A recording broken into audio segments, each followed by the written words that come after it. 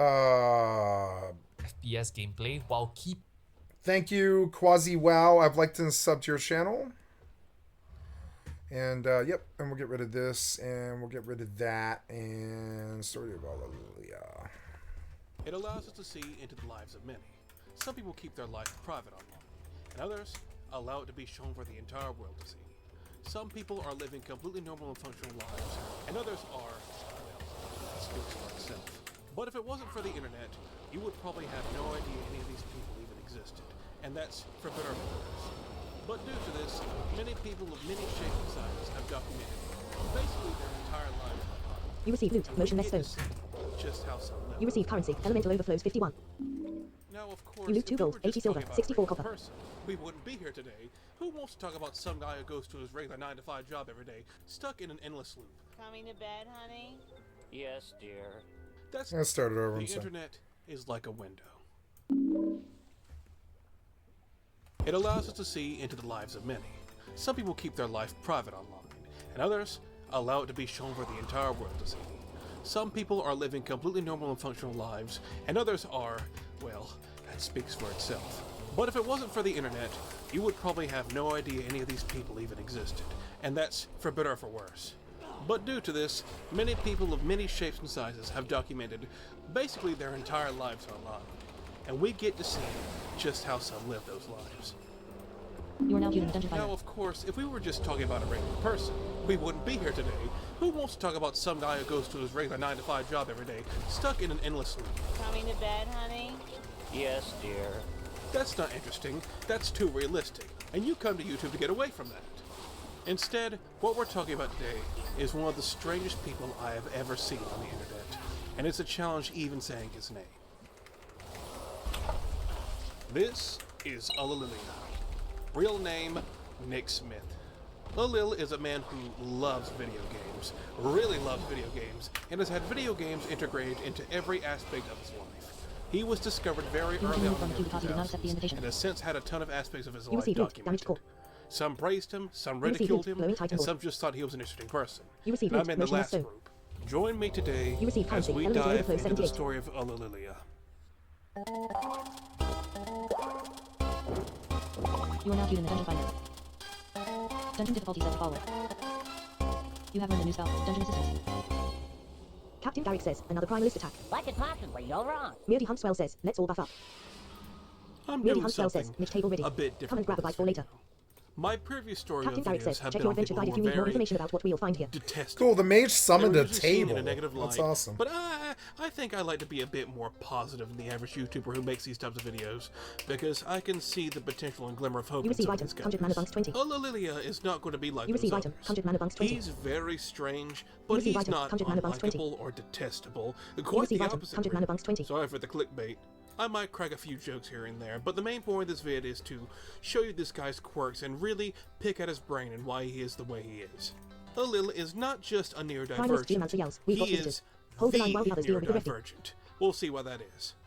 Nick Smith was born on January 10th, 1984, in North Dakota, and, well, despite how much of a spectacle he will become later in life, we surprisingly know very little about his adolescence, so I'm going to make my own fanfiction.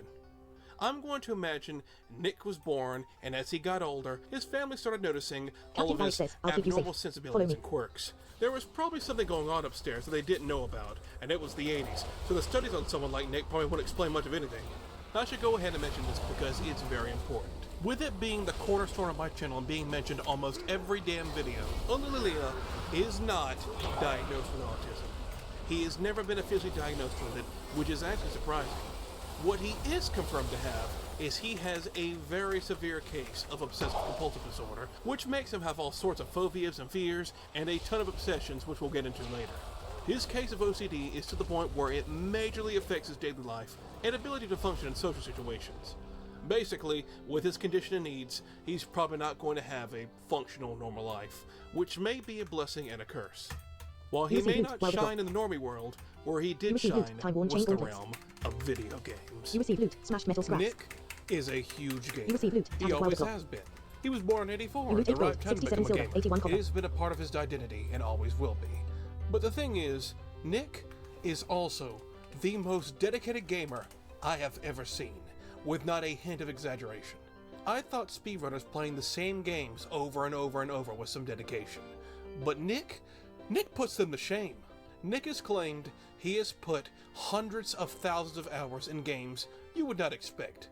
Games that only have, arguably, a handful of hours of gameplay in them. He has somehow pulled off the most tedious, mind-numbing tasks possible no normal man would ever attempt in a game. Listen to some of his feats. Super Mario 3. Oh, how I remember this one so much. I've actually literally gotten a max score on the very first level in the game. This one I have about 1,500 hours on. 1,500 hours. See, I thought I was bad, and I'm not. And I knew I was not bad. I knew there were other gamers out there that were worse than me. But like, my thing was I went to live service and just went crazy because I had sociality at the same time. These people sat there in their bedrooms on their crappy little CRT televisions for 20, 30 years just beating Super Nintendo and Sega games and over and over and over again, trying to do something they've never done before because they just didn't know to go to WoW or RuneScape or maybe they did. I think all of them kind of did eventually. I think all of them kind of did around like 2004. We all kind of went live. You receive loot. Unknown Titan mechanism. But you loot 3 gold, 72 silver, 3 copper. Yeah. I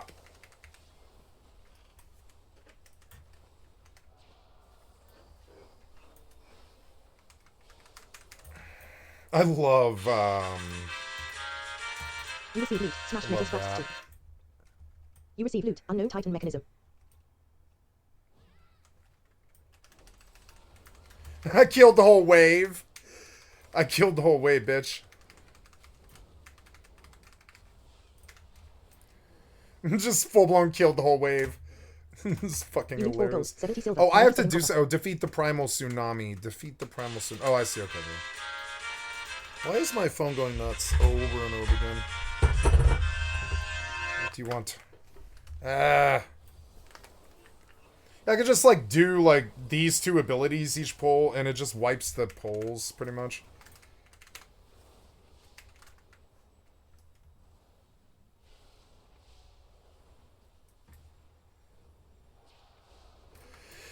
I don't have to do anything, technically. I can just, like, Yep. I wish I could see the tank's focus, but, You receive loot. Unknown Titan mechanism. You loot 3 gold, 70 silver, 28 copper.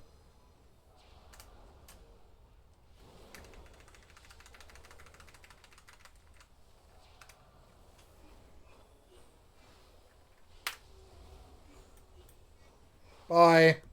Boom to the whole thing.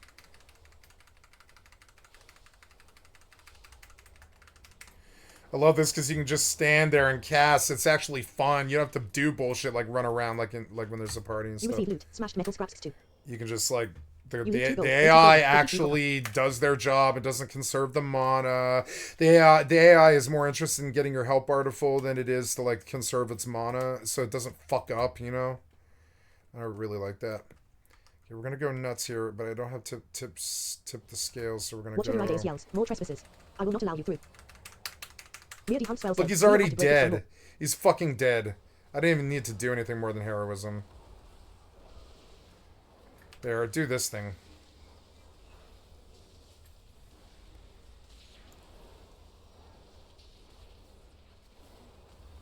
Watch your Irideus yells. I will not let you through. Watch your Irideus erects an ablative barrier. Watch your Irideus yells. My sacrifice will keep these holes safe. Keep these holes safe. Keep these holes safe.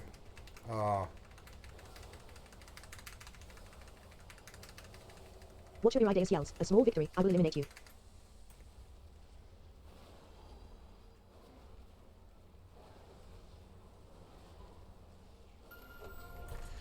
Oh, okay. Go duck up. Take it home. Stations. Duck. Okay, here we go. You guys ready? Watch your Irideus yells. TYR. Forgive me. I could not stop them. That thing took forever. You receive loot. Ancient Titan Sealing Box 10. He had so much health. You loot 11 gold, 68 silver, 54 copper. Sure. What's an ancient Titan steel ingot? Oh god, there's so many goddamn schmeckles. I don't care. There's too many goddamn fucking...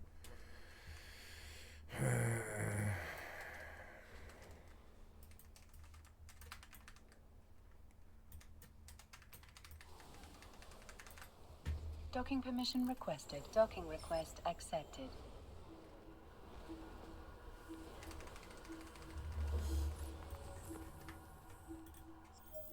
You receive loot, wilder cloth.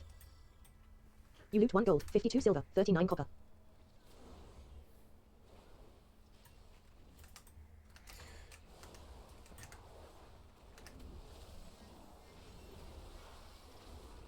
Damn it.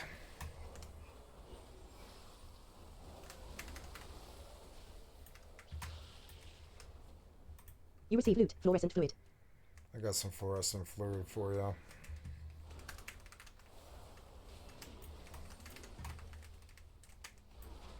What was this?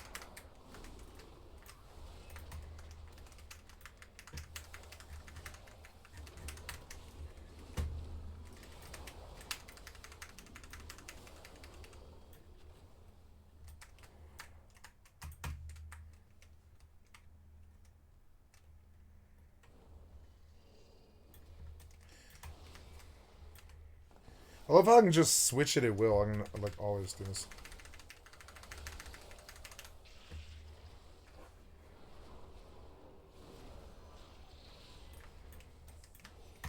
You receive loot, fluorescent fluids 2.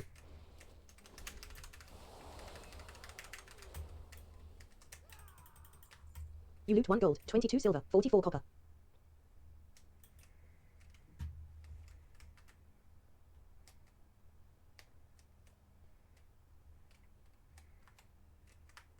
Squallbringer Kira says, look. Titan horns have come to stop us. Let us see who can be rid of the most first. Flamecaller Amy says, ha. I'll burn them to ash before you ever get a chance to blow them away. You loot 4 gold, 68 silver, 76 copper. Yeah, maybe it's like that.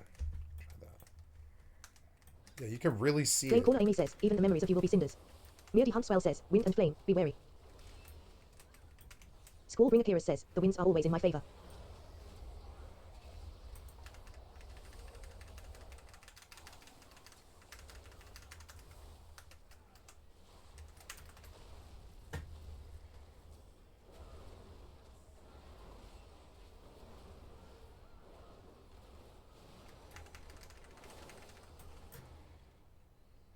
You receive loot, wilder cloth. And I get heroism every One 3 gold, 46 minutes silver, now, 5 copper. and that really changed the game for me a lot.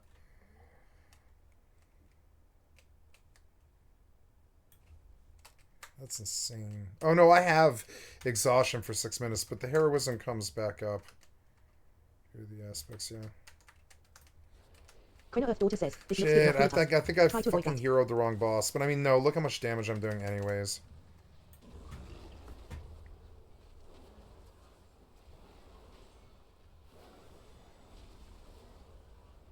The gulping Goliath begins to cast gulp.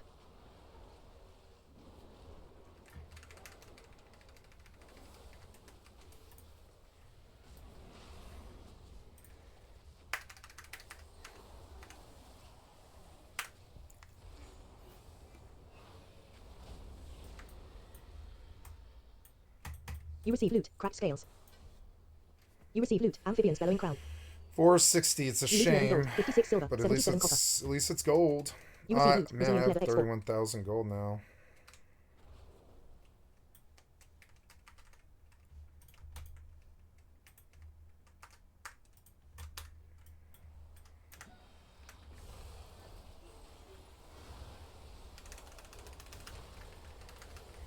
Boom boom, bye bye. You receive loot, massive proto-dragon claw. You loot 1 gold, 61 silver, 1 copper. You receive loot, adamant scales x3.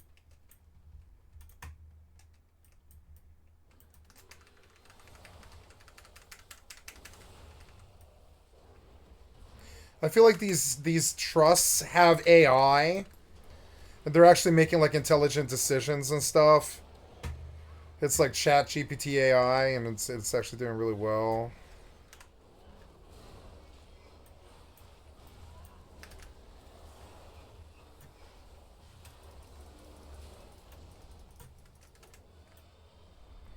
I could just res their You whole receive crew. loot, singed cloth foot hats.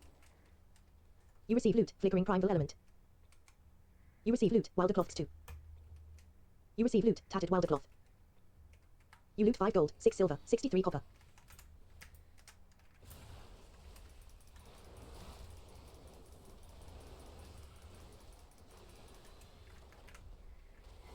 Hi.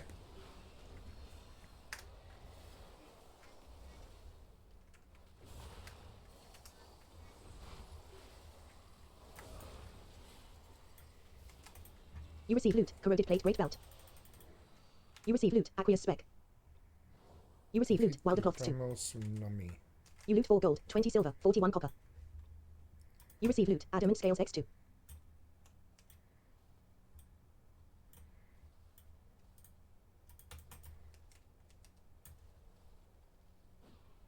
Cajun the unyielding yells. We'll build a new world free from their corruption. Meardy Huntswell says, a primalist with frost magic. Keep your head down.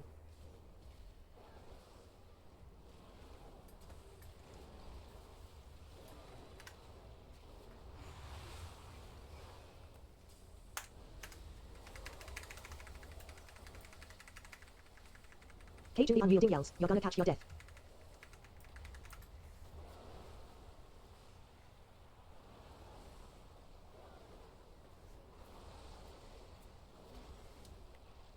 Cajun the unyielding yells. Nothing can stop us.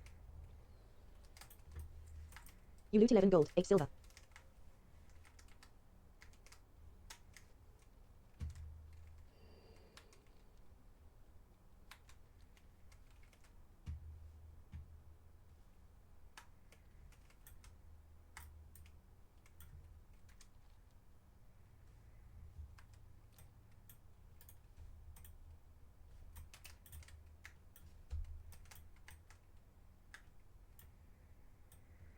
The Pally seems furtive because I think it actually is AI. The AI has to like make calculations about what it wants to do.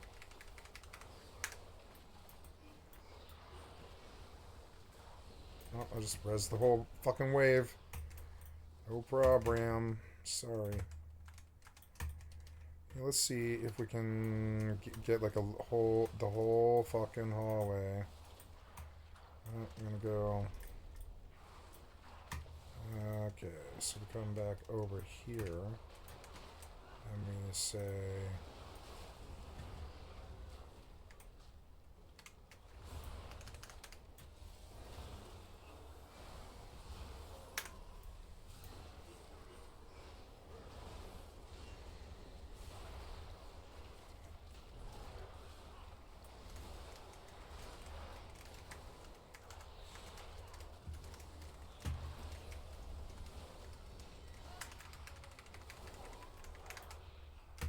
You receive loot. Bottle torrent. You receive loot. Aqueous spec. You receive loot. Tattered wilder cloth. You loot 4 gold, 54 silver, 84 copper. Oh. You receive loot. Adamant scales X2.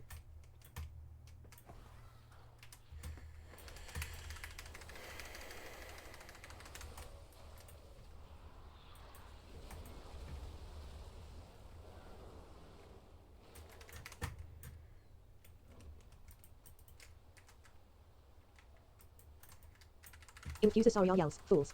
Do you not see what that wretch TYR has done?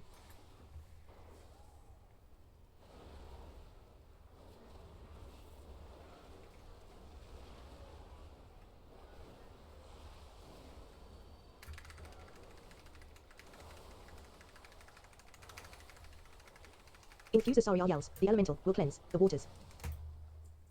You loot 1 gold, 26 silver, 26 copper.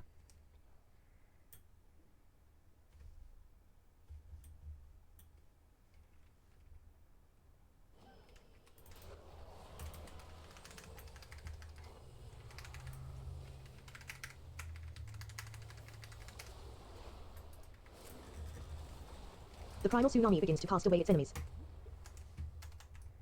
Oh, really? Damn it.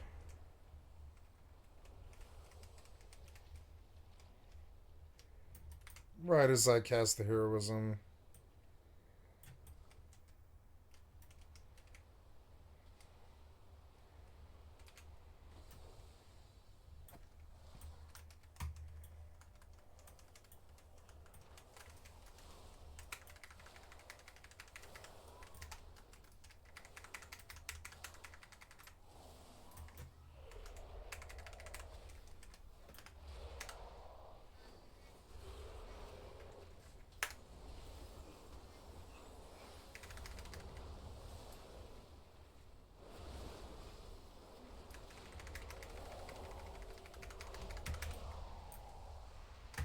You receive currency, Flagstone ISK 15.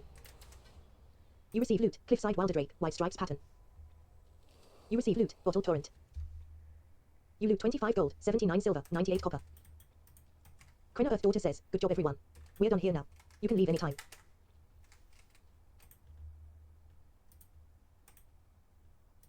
You leave the group.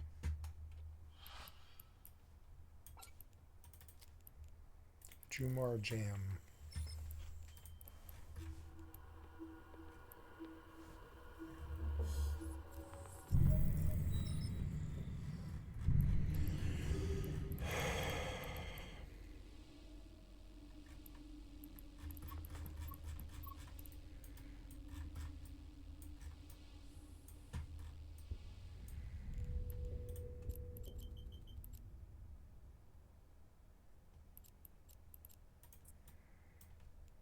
Warp drive active.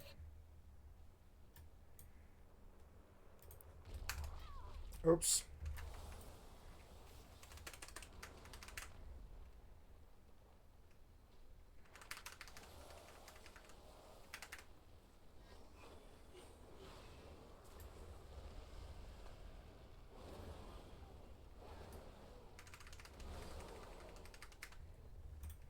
You receive loot, Primalist weapon. Primalist weapon? You receive loot, Motionless stone. You receive currency. Oh, name. I don't need it. And it You receive item, Broadsword of Raging Tempests. It's not worth much money. It's alright. Broadsword of Raging Tempests has been added to your appearance collection.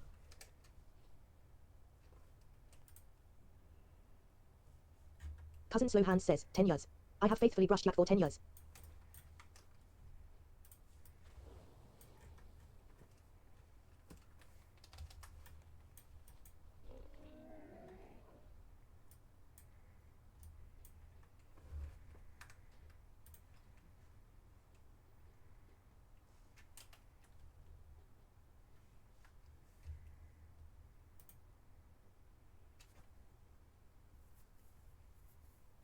You sold your junk for 44 gold, 85 silver, 15 copper. You repaired your armor for 15 gold, 5 silver, 70 copper. Rotten leather foot wraps has been added to your appearance collection. You sold your junk for 1 gold, 16 silver, 38 copper.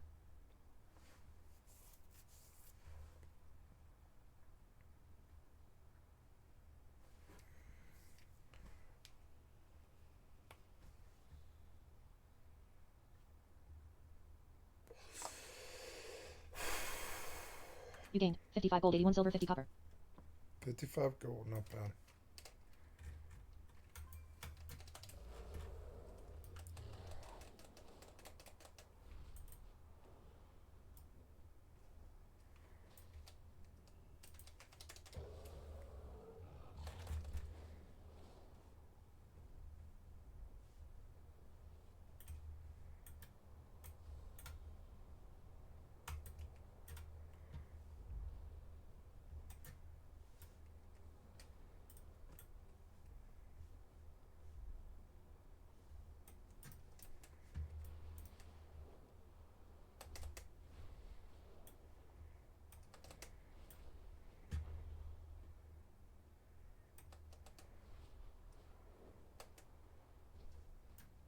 Forge Keep Sentinel says, trespassers.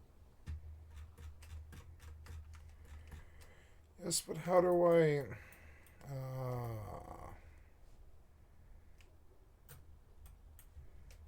Once you have retrieved the required materials, you will be able to proceed.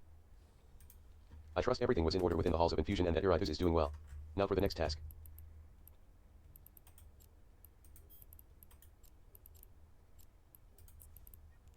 Autopilot engaged. Autopilot disabled.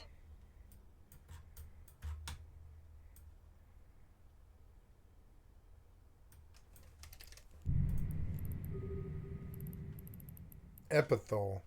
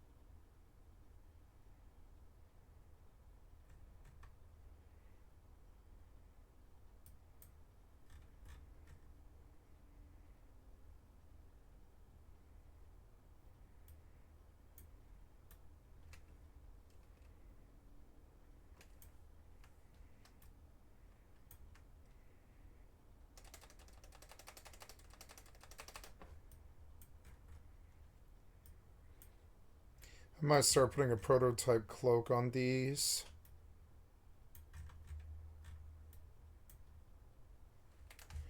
It's expensive, but... The silver purpose. The echo of tear activates to your presence. Your task is at hand, my friends. Cast the ingots into the fire and activate the forge. I have prepared the necessary procedures for you already. The silver scale holds a schematic. Its purpose shall reveal itself to you. Place the ancient titan steel ingots into the forge and finish the task Tyr has left behind. And there you have 18 it. silver. I've maxed the score, and I'm Quest only accepted. 8 The silver minutes purpose. in. Oops.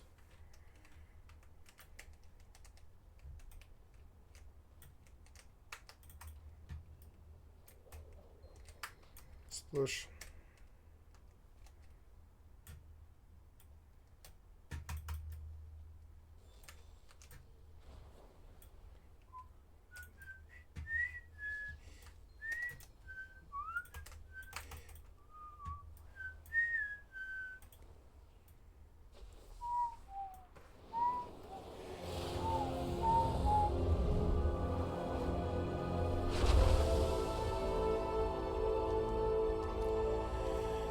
Emo dragons have shown up.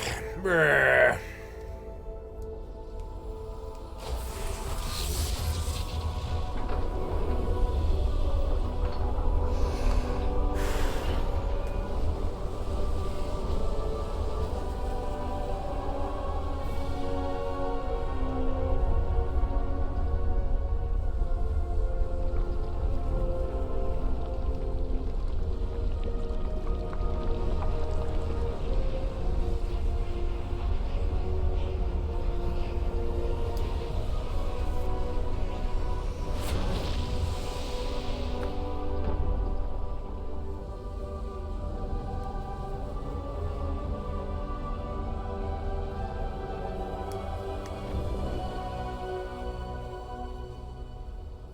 Alenstrasser the Life Finder says, remarkable. This body looks exactly like the TYR we knew, though it is but an empty vessel. Bereft of the noble spirit that made him such a trusted friend. Resurrector, blah blah blah. Collector says, TYR must have known he was going to his doom, so he left behind the silver scale as a catalyst to restore his physical form. Alexstrasser the Life Finder. I cannot find the words to describe our gratitude to you, skycat.live. You have returned our long-lost friend to us. In the absence of any further instructions he left, perhaps we can eventually find out what we must do next to restore his true self. If we can. Nostor. The silver purpose completed. Received 84 gold, 27 silver. You receive item, memory of TYR.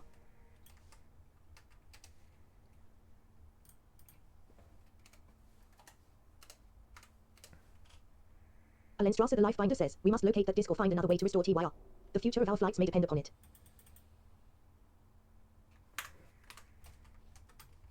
Renown 12.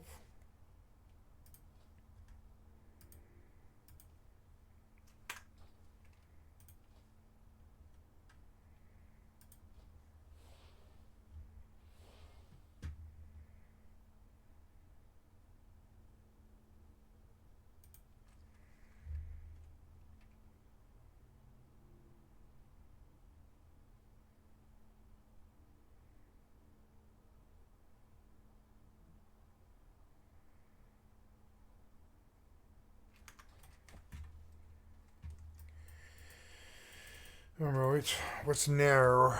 We do speak to Marithra, and Marithra's watching. Like, so are you done here? There's nothing else in this chain, huh? No, like, no other steps or anything? Okay, so now we go to this one. Amazing! The levels are really big, so there's a lot of places I can figure out that two-tailed fox named Tails that I just love abusing so much. Toss him in the water. You just love abusing Tails, do you? I really don't like abusing Tails. I really hated abusing Tails and Diddy Kong. But it was funny. It was fun to take your fucking co-op partner and just chuck him in the pit. It was funny, and that's what he's talking about. And it was funny. He thought it was hilarious. He liked that design. But, I mean, I don't, I didn't really like it that much. Donkey Kong Country was really good, and having the secondary alts was really powerful. You could chuck them into a roll so they could like bounce off the heads of mobs and stuff, like they were on a bunch of rolling pins, just killing everybody that they roll over. There was interesting things you could do with that co-op system, but he's talking about the negative side of it, where you chuck the alts in the basin. Seems weird. Create, debug, created courses of bumpers and Carnival Night 2. Just Carnival Night 2. Ding ding ding ding ding ding ding ding. Like that. And wait for him to drown, hit a new fox, and go from there. You know, Wait for him to drown. role-playing games and the concept of grinding. You know when you have to kill a ton of things to get your... Yeah, I wonder if sometimes games like Final Fantasy 12 ate him alive, because you can always get a different result. It is not a repetitive video. It's a repetitive video game. The maps are repetitive. But what the mobs do and where you are, and the minute you zone, there's more mobs, and while it's finite and everything spawns in the same place, which would appeal to somebody like him, the game never ever plays through the same ever. And I could. Shall we get started? Rylick says, "Thank you, Lady Merithra." I can see him getting stuck on 12. I did. A day in the groves. Rumek was sent here by the Blue Flight to learn about and protect our gardens. I am glad for their support. We are few in number, and our losses And you don't have to do anything in 12 at all. So we can learn a great All you deal have to from do each is set some other. macros. Let us demonstrate the Green Dragonflight's important role here in the Dragon Isles. We inherited Rumek at the Leafy Repose in the Emerald Gardens. I mean, you have to Receipt do... gold, 80 silver, 90 copper. You have to do some stuff, and he probably did. He probably, micromanaged all the time, everything that the Gambits did, which is something that I can't do. But, you really don't need to play the game well. You can just let the trusts pretty much stomp everything in. level up in a game, the most tedious part of any RPG that everyone hates. Quest accepted. Well, A day in Nick the groves. spits in your face and shows you Rylick how says, it's "I look done. forward to And seeing the ones that embraces that, because that is what video games are. I had to Merithra embrace says, it. "The Emerald Gardens are a place of beauty and rest. Meet us down at the Repose, skycat.live." Sometime in the last year and a half, I conquered my anger. And by conquer, I don't mean I got rid of it. I'm just saying that I actually managed to get it under control most of the time. And one of the things I had to do was understanding that developers just put endless grinds in games just to piss you off. They just do it. It's been there all of my life like that. Unnecessary grinds that just totally weren't indicative of skill or anything like that. I used to get so fucking angry, and I still do. I'll cuss a developer when they fuck me like that. I'm like, no. This grind is worthless, please, no.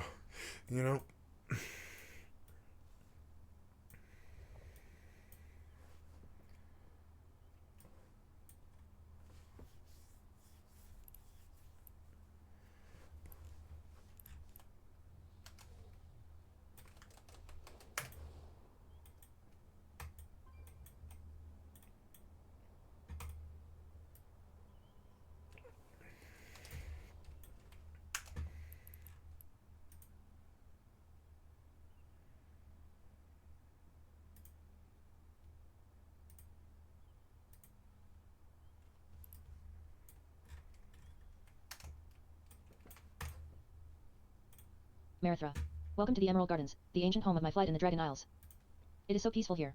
This is Somnikus's favorite place to rest, but he has been morose since his son was killed in the centaur attacks. But we shall focus on the present. Let us show Rumek our purpose here in the groves. 8. Merithra. Welcome to the Emerald Gardens, the ancient home of my flight in the Dragon Isles. Receive seeds for the future. The Primalist's attack left its mark on the Emerald Gardens. I wish to see it grow and flower once again. In this part of the garden, we have an overabundance of lashers. Their seeds can be used by the sisters of the garden to cultivate vegetation in those damaged glades. Thin out the lashers to collect their seeds, and then give those seeds to the sisters. They sometimes struggle to inflict harm on any creature, even when it is in the best interest of the gardens overall. Collect seeds from various lashers and give them to sisters of the garden. Merithra. Welcome to the Emerald Gardens, the ancient home of my flight, Merithra. Welcome to the Emerald Gardens. Wake the ancients. There are many ways to keep the garden safe, and we have allies to help us. A few ancients rest dormant in these glades. They are giant trees sworn to defend the forest and the creatures within. Use this fragment of my breath to wake them. Use Merithra. You receive item, borrowed breath. Quest accepted. Wake the ancients. Rylick says, "What role does the green dragon play? Nature." Merithra says, "We also guard and nurture the emerald dream and all that grows within it." Merithra says, several whelps tending the gardens were caught up in a wild growth of lashes. Please, cull the vines.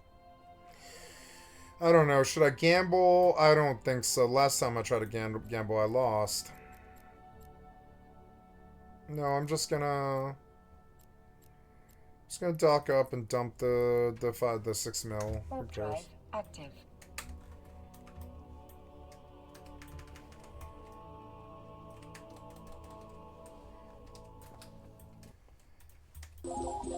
Only a few more plays remain, and then I finally have level 9999 for the very first time in this game.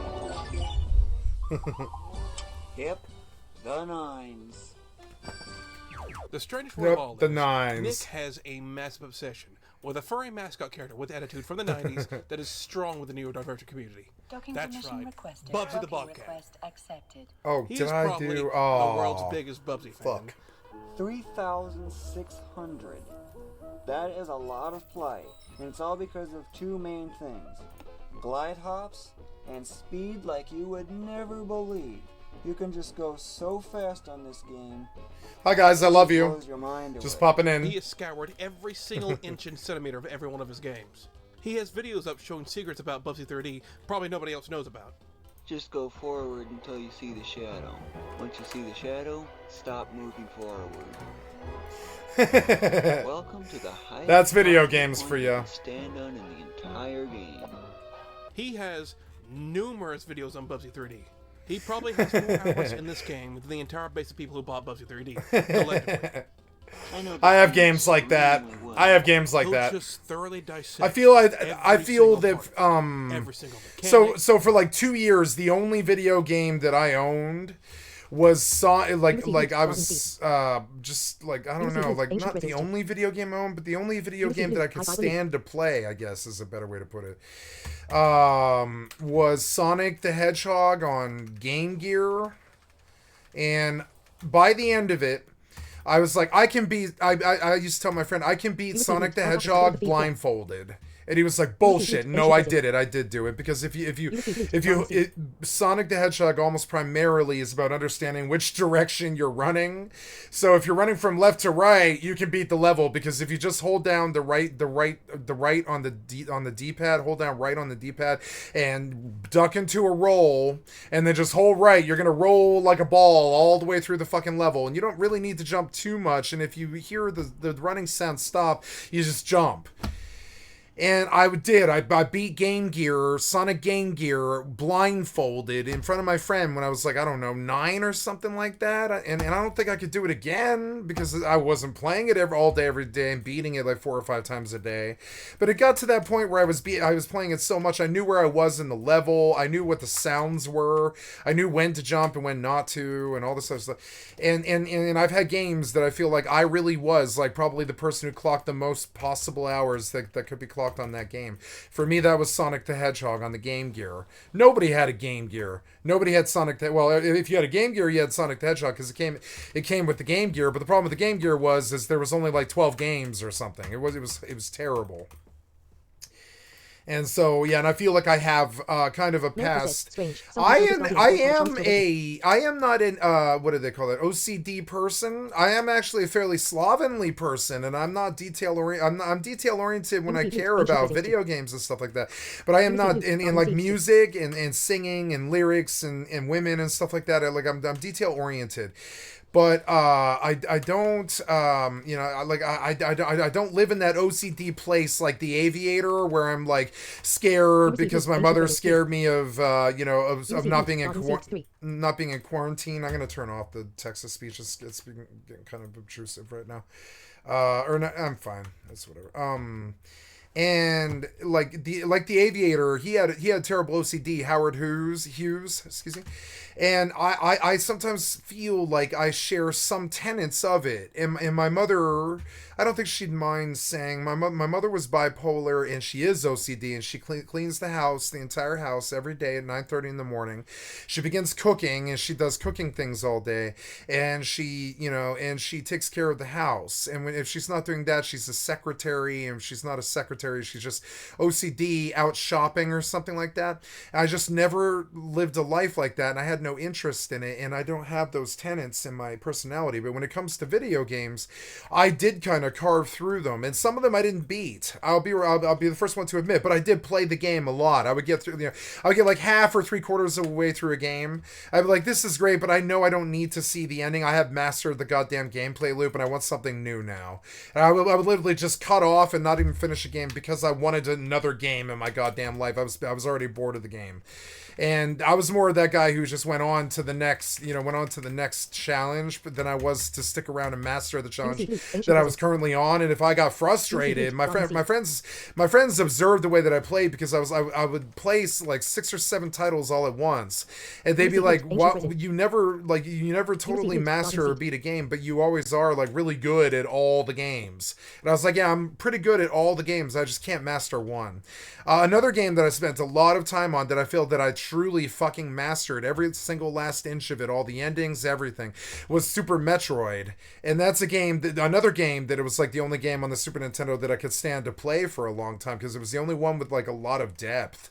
Super Metroid had a lot more depth than most platformers, because it had like small missiles, big missiles, bombs, super missiles, rolling attack, screw attack, Tesla like laser thing, grappling beam, charging, run attack, supercharge run, fire off into the sky, endlessly attack, and all these other really crazy, like Super Metroid had this crazy tool set for a Super Nintendo game. Even it felt like playing WoW. You felt like you kind of needed 35 keybinds, so they would have you select weapons on and off and stuff, like the missiles would be selected on and off. You did have a loadout of like 24 weapons, kind of like a modern shooter, which was kind of nuts. And you didn't even get to them all most of the time. You had like a freeze beam, and you would use it for certain particular areas.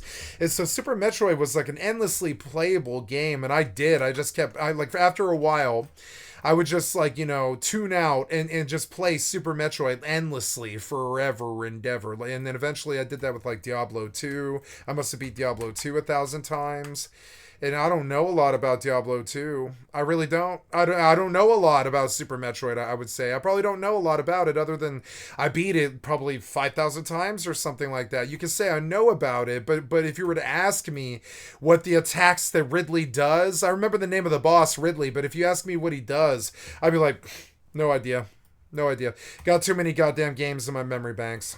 No. Everything about it. Like this guy. Except this guy probably has the memory for it. I don't. Begon has the memory like this guy. I don't. I never had that OCD memory to just slaughter games. And I like, in my experience, most gamers, they err towards the side of this guy if they're true gamers. Like if they have tens of thousands of games in their repertoire, if they're true gamers, they play like this guy. I don't like the meta. I don't like linear. I don't like the game to play the same way it played the last time I played it. I don't like doing the same bosses in the same order. I like random. I want a different. I want a different theme or a different vibe this time. Okay, this time I did missile launchers because last time I did rockets. Or sorry, not rockets, but lasers. And now I'm a missile Samus as opposed to a laser Samus, right? And I would just play through, and honestly, most of the time, I wouldn't even reach the boss before I would start over again. I would just go over and over and over again. This run, I'm doing this. I would play games like they were endless roguelikes, because most of the games that I played kind of were endless roguelikes. Super Metroid is not an endless roguelike, but it is a roguelike, sort of, because you can die, and you have to go all the way the fuck back to the save, and that could be sometimes 45 minutes back. It had an extraction feel to it. And, if you suck at the game and you're learning it, it could be like 45 minutes back. And so, yeah. And so... Yeah, and now these days I feel the same way. I know that I'm not playing WoW at even, I would say, a casual level. I know that I'm not. I'm all tabbed all the time. I don't believe I'm even playing WoW at a casual level anymore. I don't even think I'm playing at a casual level. I have checked out because I'm waiting for the next games to come that are as good as these games. That's not happening. Rust did come, the mastery of survival. And, I think that, Overwatch did come, which to me was like honestly, it's like PvP RPG. Overwatch came, it was PvP RPG. If it was like a PvP RPG shooter. And I really loved that. It was an RPG. It really did. It played like RPG. You couldn't really see the damage, but you could see their health bars move. I still think they should put damage numbers in Overwatch. I think it would help people like love the game more. If they could, I really feel the damage numbers would really, really change fucking Overwatch, because that's what makes Fortnite so fun. I'll tell you what makes Fortnite so fun. Watching 178 crit pop when you hit somebody in the head with a, with like a fucking pistol, or I'm sorry, with a, with a hand cannon or a sniper rifle, or a bow or something like that. Oh, am I full? There's no way I'm full. There's no way I'm full. Am I full? Oh no, I can't. Oh, unique. Wait. You can't carry anymore. Okay. So, yeah. And I know that I'm not playing well. I'm playing well at Fortnite, I would say. I get wins on Fortnite, and I probably play well on Overwatch, I would say. And I definitely probably play well on Rust. I think I can roll solo through Rust and do stuff that terrifies other people with no hesitation. It doesn't even raise my heartbeat, because I have 5,000 hours on Rust. So EvE is the same way. I have like 5,000 hours on EvE too. So like, so like Pokefen doesn't scare me. Nothing in EvE scares me. It's annoying. Like it scares me if I don't know what to do. That terrifies me. If I don't know what to do, if it's new content, I don't know what to do. But I mean, like if I come to EvE and I look at, like I was saying, if I look at EvE, I'm like, I don't have all my hours tracked because they didn't track hours back when I started this game. But I mean, I've been playing for a long fucking time. And if I come to my Steam, which isn't loaded for some goddamn dumb reason, let's see, here we go. Oh no, it's loaded to my other screen. Usually I would pop into stream here. Survival exploration, FPS open world, gray zone warfare. It's too right wing. I'm sorry. Roguelikes and all this. I want to start the story, but when I come and look at the 5,000 hours in Rust, I think of like 49, 85. I'm literally 15 hours away. I'm like 1 or 2 sessions away from being done, and like not done, but like done with 5,000 hours, and it'll be insane. There should be an achievement for it, but I doubt there is. And so tin can alarms and all that stuff. Yeah, I played the wipe too. I played the wipe for a good 24 hours or something like that. I did play it. I would say that like now that I look at Rust, I suck at Rust. I don't care to be good at Rust. I don't care about building bases super big. I don't care about playing solo like Chad's. Like you're gonna see a video on my channel today by somebody named Willjum. I'm a solo player like Willjum, and I do crazy things like Willjum. But the difference is not crazy things like Willjum, but I do out of the normal things like Willjum, like building fishing bases and stuff like that, and I used to build fish trap bases and stuff like that for my clan, and I think outside the box. And I do hunting and skinning and a lot of zombie killing and stuff in Rust. I don't really do clan Rust anymore. But I know how to live in Rust on a 750 pop server without dying or losing everything.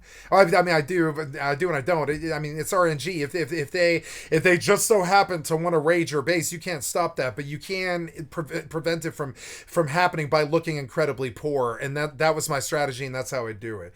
And so and now I want new games that play like Rust, but I'm done with Rust. I'm not done with Rust, but I've definitely pretty much, I would say, mastered the ability to compete with anybody on it, including a person who genuinely hates you, who follows you around using the stream snipe to gain an advantage on you, and I die and lose to them all the time, but I still have risen above the the spiritual barrier of understanding and being afraid of something, or not afraid, but like just viewing something as a challenge or something like that, like being intimidated by something. I am not intimidated by it. It does not scare me. It doesn't bother me. It angers me, but it doesn't intimidate me in any way or form. And that's when I feel like that's when I need something else to play. So then I go to Mortal, and I dump, and Mortal seems about as hard as Rust does, and honestly, and so then I dump like 300 to 5,000 hours in that maybe, and hopefully they make something else that's good, it's extraction that isn't,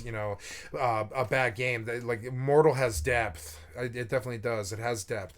And so I look for like new games. I'm not hunting for games anymore because I filled my roster with my old games and I play all three of them at the same time. And I take the risks in games like EvE and Rust when I want to play them.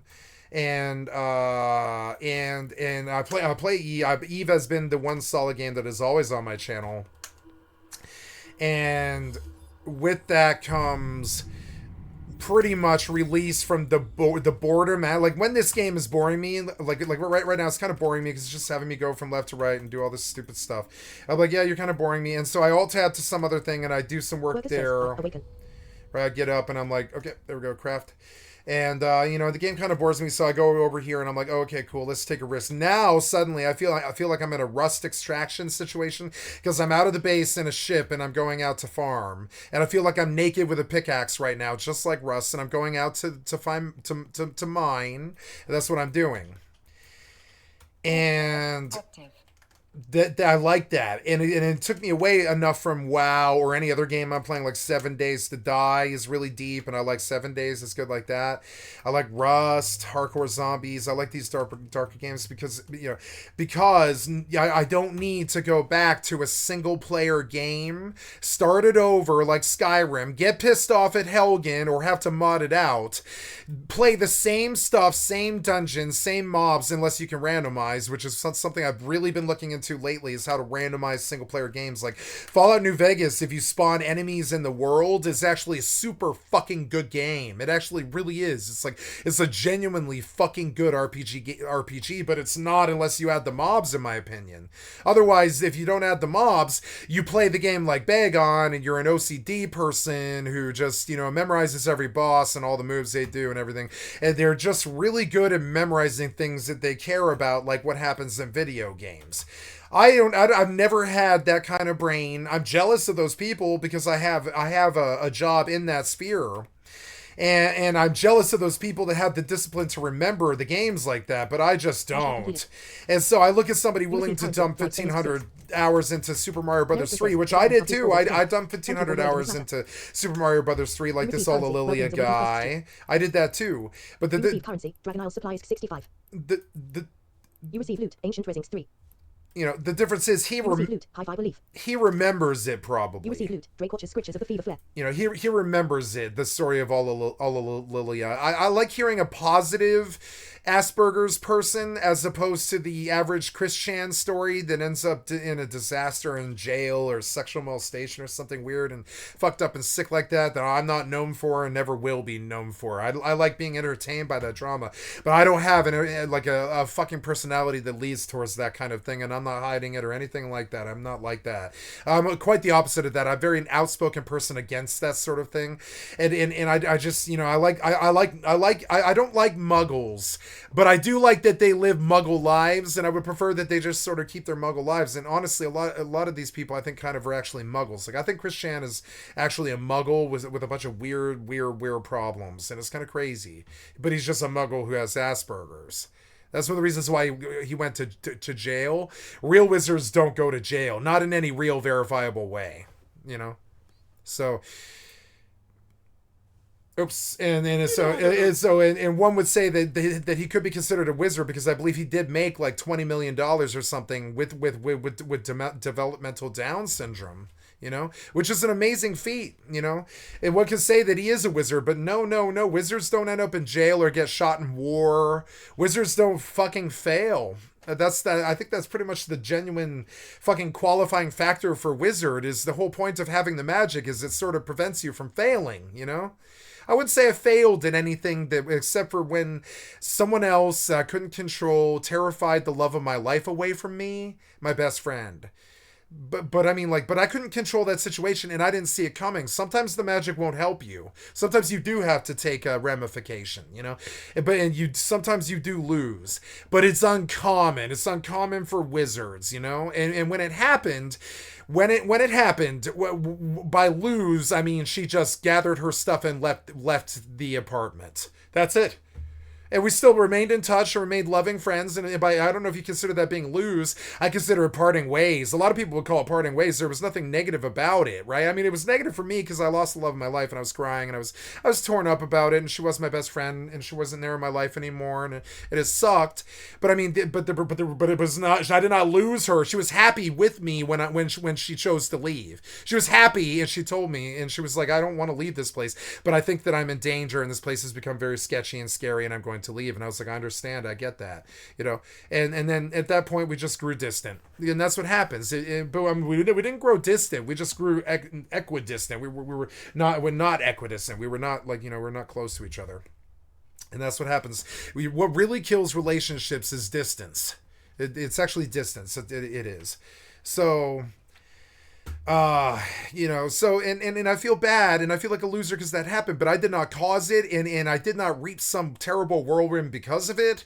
I didn't, you know, nothing bad happened to me because of it, really. It wasn't like I lost. It was like we parted ways because terrible life is terrible life. It's just gonna be the way that it is. It's gonna throw random curveballs at you. It's you know, it's the Jurassic Park dinosaurs that get out of the Jurassic Park. It's always gonna throw a fucking curveball at you, and occasionally you do lose.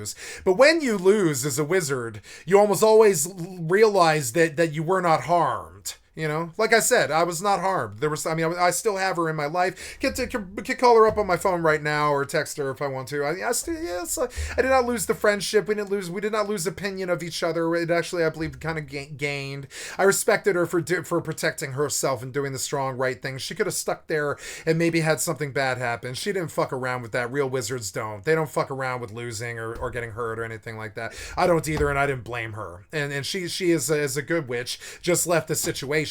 You know, she wasn't gonna, you know, get hit. She kited, you know, and she left. And I don't blame her. And it wasn't because of me. And she'll tell you herself. And you know, that's the God's honest truth. And so, and when you look at it, you're like, oh well, okay, I suppose you weren't even really harmed, were you? I was harmed because I lost the greatest relationship I've ever had. That's a harm thing. I lost. But when you look at it, like in terms of physical harm or lifestyle harm, honestly, my life got better after that. My life got like immediately pretty much better after that, because I gave myself the permission to freak out and worry that I lost the love of my life, and I lost this one because of some crazy random fucking F-it asshole. Right? As usual, it's just always some crazy F-it asshole trying to stalk me or abuse me or cyberbully me or something like that. It's just some random person, and they're living out their damage, and it has nothing to do with you. And that's how I got better. I got better when I realized that it has nothing to do with me. If somebody's attacking me or scaring the love of my life away, God's in the energy or whatever the fuck you believe in, or the force wanted all of that stuff to happen. So I don't fight it. I just, you know, I did fight it, and I did put the person in jail for 2 years, and I removed a terrible, you know, evil out of our community. You know, for a long time, it was like 2.5 years, got him off the streets and got him clean. He was mainlining dope. You know, he was crazy. When he showed up to kill me, he was crazy. He was full blown crazy, and you know, and I feel like I you know, in the end, it actually benefited my community. Several people, it benefited like 5 or 6 people in my community when I put that man in jail. I think I saved 2 lives. It's kind of crazy. And so I just look at it like, well, that's just the way that the ball was going to bounce. I thought a magician could live his whole life without truly losing something that they cared about at all. But no, I did lose something that I cared about, and that was the lesson. I think the energy and the force will, or God, or whatever you believe in, will teach you the fucking lesson. That if you have the hubris to believe that you are perfect, that you cannot be touched or harmed by a muggle, you will be harmed by a muggle. Right? That's how the universe works. If you put it out to the universe that you believe that you cannot be harmed by a muggle, then you will be harmed by a muggle. So now these days, I just accept that there's risk wherever you go. I try to make $1 out of 15 cents. I don't assume good things to happen when humans are involved. I don't believe in humans. I don't believe in their leadership. I would take a computer over their leadership. I trust computers at their current capacity more than I do humans at their current capacity. And so now and there's more corrupt humans than there is corrupt computers or viruses. I really fundamentally believe this. So, You know, now I look at it like okay, it would be cool to be like Lilia and memorize every single boss, every single ability, and I'm good at that stuff. I'm good at it. I tried to memorize every single game that I love. I'm not playing these games like, you know, I would say badly. I am playing them at, if you want my own frank appraisal, I would say I'm playing these games at a 35% level of efficiency, 100 being what your average good player is at. I'm sitting at somewhere around 37%. If casual is 75% and good is 100%, I'm sitting at somewhere around 37% because I am distracted. I am living my life as my job, right? I am constantly a gank target on half of the games that I play, so I don't ever really truly relax, which is why I can just keep on talking and keep on, like, you know, keep on treading water and providing content and talking and just doing my job and all this stuff. And I don't, I don't focus on one thing more than the other. I try to keep the entertainment running, but I might not be in the mood for the entertainment in that moment. So it's hard for me to run videos like Pokemon all day and just focus on one thing like that and make money in the React scene, even though I'm good at React, I would say, because I can't play my video games, and I can't play my video games without having three MMORPGs running at once and all this other stuff. And I can't have a life where I can't support that without being essentially disabled. It is stupid, and I always was disabled by it. They know it. The government knows it. The government knows that I will rob people, rob stores, run the streets, sell drugs. Doesn't matter. They know that I will keep my digital addiction running, and I will do anything to do it. They know because they can look at the 28 charge mile long rap sheet that I've got, and they can see that I did pretty much anything or anyone, pretty much anything or anyone to get what I wanted and keep going in this sphere. I will do anything. I will die to do it. I will fight stalkers. Physically. I do not care. I will die to do it. And that is mainly, and the only reason I want to do that is this is the only thing that I can stand to do, right? It's the only thing besides sex, music, love, and politics, pretty much, and history. This is like the only thing, like React content and drama and shit like that. History, right? Socio-political history and stuff like that. Cultural history, and war history, and that's about the only few things that I have like real interest in. Although I have a good mind that'll absorb information about all kinds of things, I don't really interest myself in a lot of it, because it doesn't serve my video game career to have that kind of one-sided myopic fucking tunnel vision push, but then still play badly because you're distracted across 3 to 5 games playing all at once, trying to run Copper on this game, trying to run Bez on this game, trying to run, Dragonflight on this game. I'm thinking about logging in Mortal 2 because I'd like to get chopping wood because I've lost like 160 gold in fucking kits or something in the last day or something like that, because I'm just playing Mortal 2 at 37%.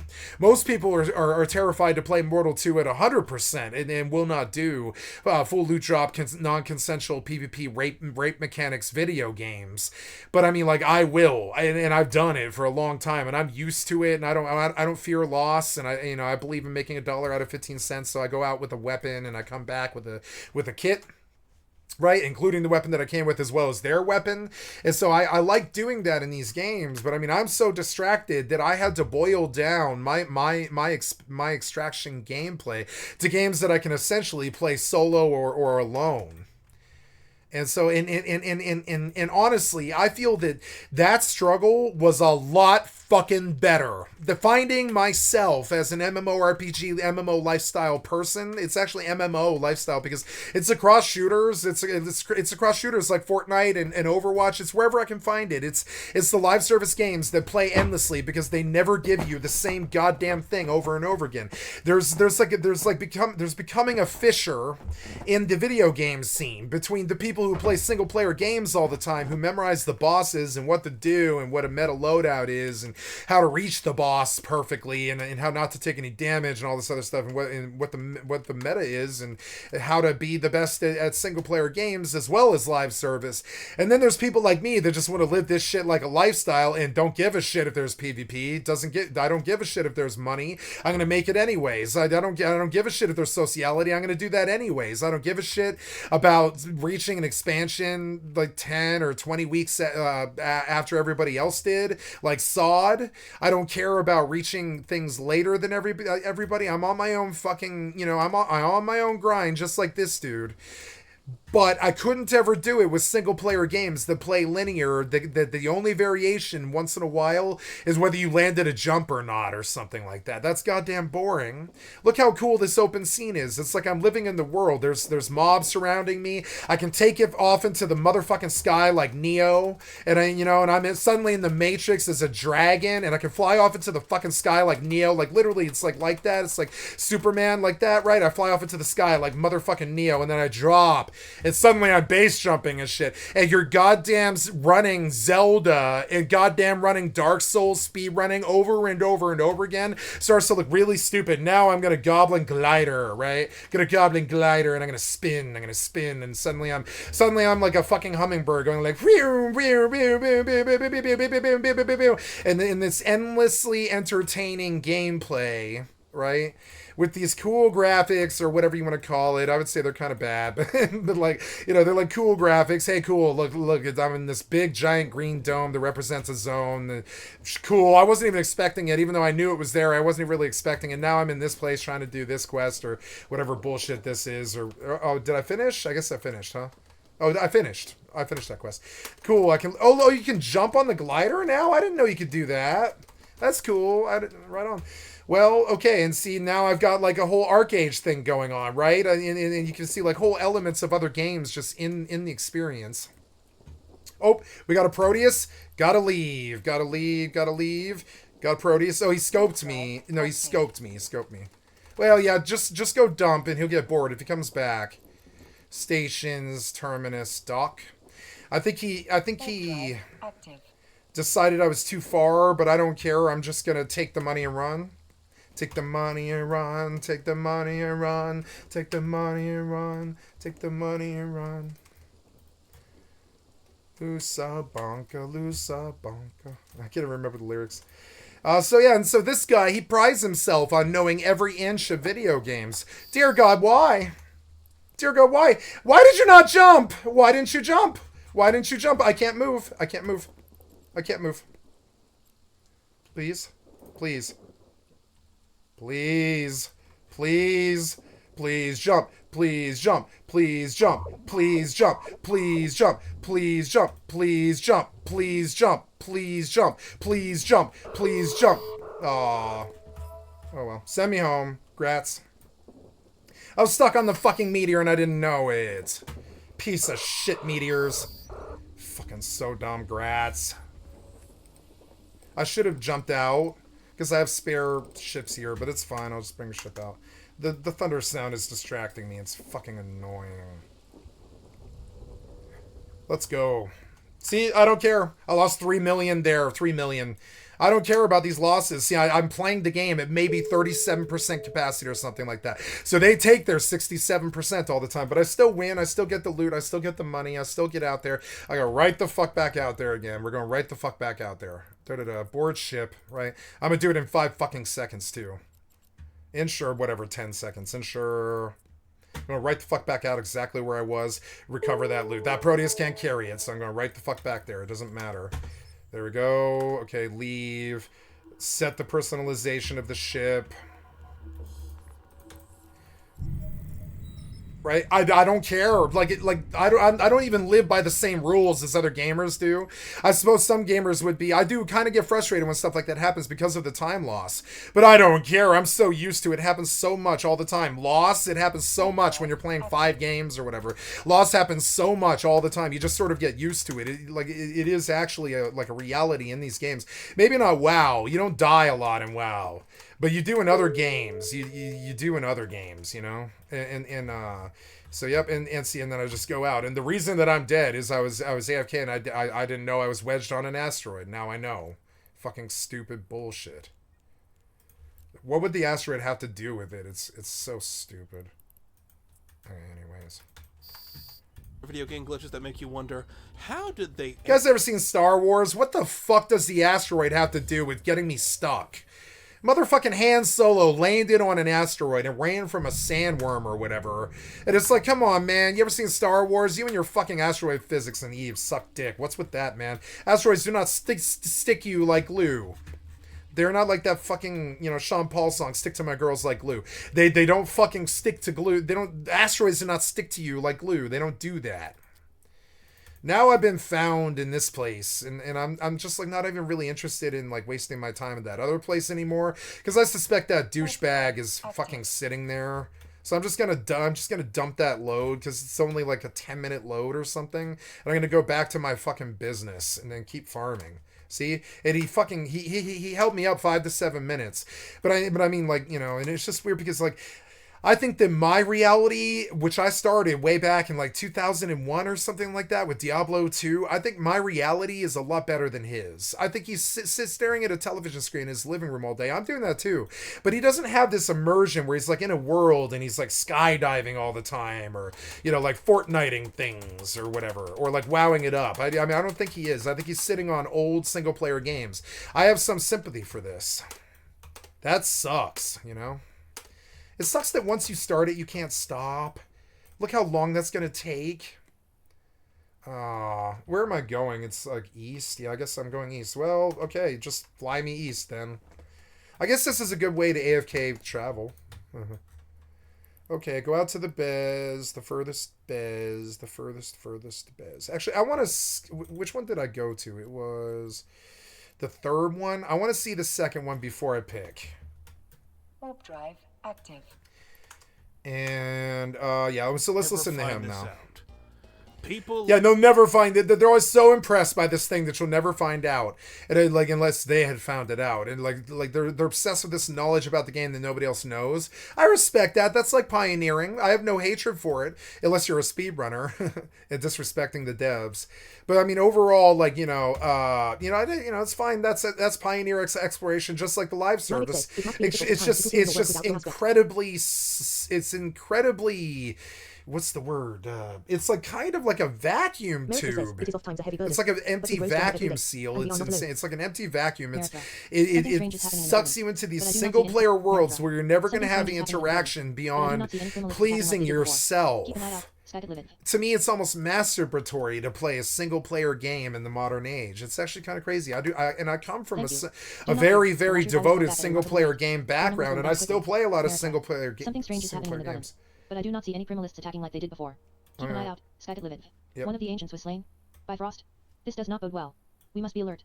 The primalists could be preparing another assault on the garden. Okay. Marithra. Something strange is happening in the garden. But I do not see any primalists attacking like they did before. Keep an eye out, skycat.live. Jarithis' research. The green dragonflight has many duties, not solely in the tending of the garden. We also defend the Emerald Dream, and some extend their attention even further. My son Jerry thus, for example, has always had interest in all kinds of magic. You and Rumek should seek him out, to see what he is working on and help where you can. Quest accepted, Jarithis' research. Works for me. Marithra says, my son, Jarithis, is engaged in a sensitive magical project. To the craft. Perhaps you can help him. To also add on to this dedication to video games, Nick is also a...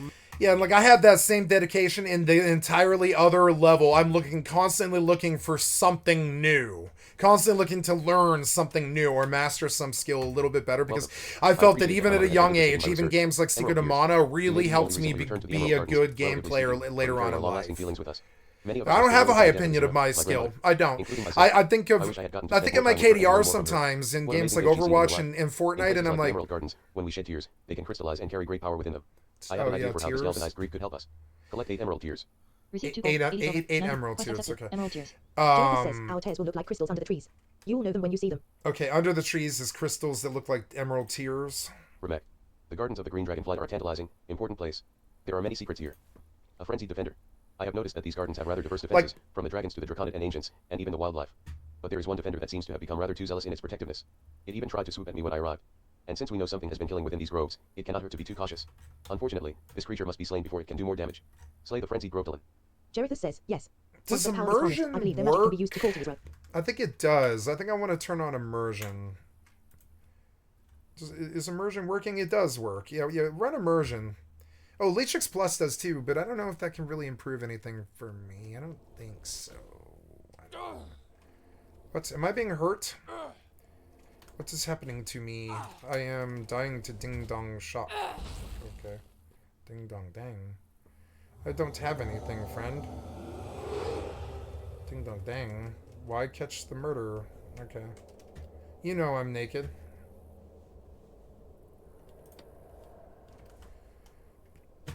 See, I log into a death and I don't give two shits, right? See, this one's good too, but I want to see the other one now. I'm looking for one that has like 300 km worth of spread. Which we'll give it a try here.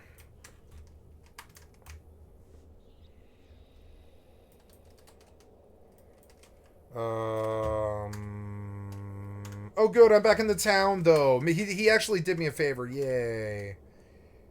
Okay, good. No, I don't care. No. I have no interest in that. He's fine. I didn't even give him the murder. You can have it. Okay, I shall go buy some axes and go chopping trees to get tree to sell. And that is something I can do AFK, so I will. And that cost me some charges, didn't it? No, not charged.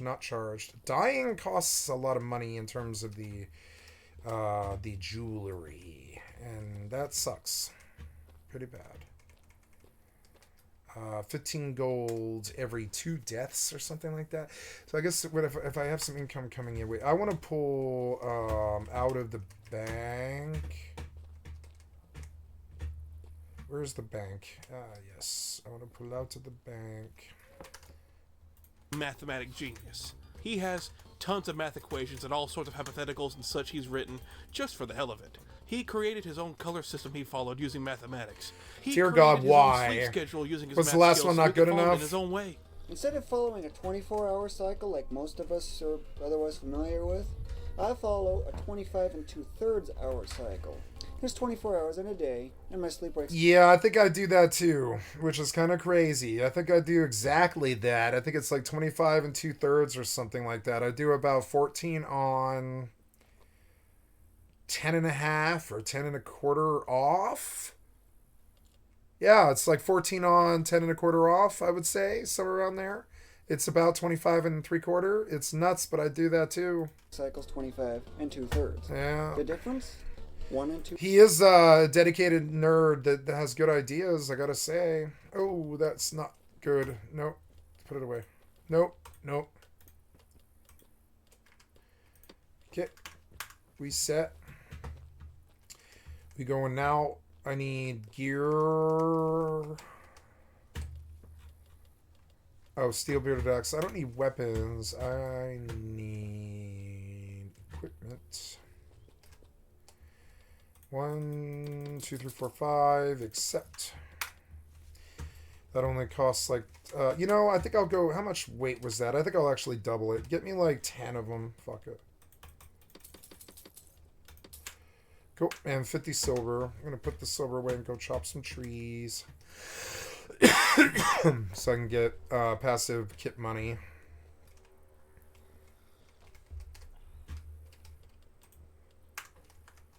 Two-thirds hours. The man is clearly talented in more ways than one. He would apply his love for video games and mathematics to his everyday life, equating any sort of skill or practice in something and turning them into experience, like in an RPG. Now, yes, it does seem a little strange and maybe a bit cringe to do some "my life is like a video game." He teaches me something here that I never really considered to do before, but you know, pizza actually is pretty bad for you because it's full of carbs and stuff. But if you remove the grease off of it, it won't make you fat per se, because the grease is the fat. The cheese and the bread are carbs and stuff, and as long as you basically like don't get the grease, you wouldn't really gain that much weight from eating pizza all the fucking time, I don't think. I mean, you would, but but he does something here with paper towel. He soaks up all the grease off of these microwave pizzas that he makes, and I'm like, yeah, that's actually not that bad of an idea. It's like I hate the grease on pizza, and I never bothered to remove it because it seems kind of gross to put paper towel on cheese. But I mean, I don't think it's bad per se. Type of shit here, and I thought the Like same I don't think it's kind of gross to put paper towel on cheese, but I mean, paper towel won't kill you. I don't think. thing too at first. But Like maybe you get a few specks of paper towel left on your food, which is really gross, kind of. It's like paper, not really food, you know? But I mean, it might be fibrous, actually, you know? And honestly, getting the grease off of the cheese is a lot better than not doing the paper towel, I think, if you're trying to remain skinny like him. But reading on this dude and all he's accomplished, you can't help but be charmed by the guy. And Yeah, like because he's just innocent until he does something dumb, you know, and he's just living his autistic life, and I love that. Actually, that's what I'm doing. You know? Remek. I can relate. I want to hear more positive stories like this guy. Because, like, no matter what people might think about me or the bad things that I've done or been, I paid my debts to society. I've got no quarrels with anybody except for the man who tried to kill me, who I put in jail. That's it. And one other person. There's one other person who probably hates me because I broke up with them. That's it. That's like it.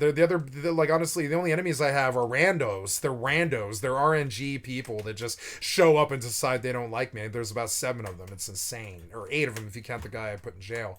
And like I don't know, I don't know. A frenzied defender. I have noticed that these gardens have rather diverse defenses, from the dragons to the draconid and ancients, and even the wildlife. So I want to go into immersion now, and I want to make it bigger. Text speed should go slower, and show a text progress bar, and disable flip mouse functions, immersive mode. Use your primary mouse button to read through text, except turning quests, and to select the best available gossip. Hide interface, hide minimap, hide objective tracker, hide tooltip, playback. The quiz doesn't finish when you stop interacting with the NPC when accepting a set of advantages in the text sequence, objectives, and text to speech. Reads quests aloud using text to speech based on option selection. Oh, okay. Well then,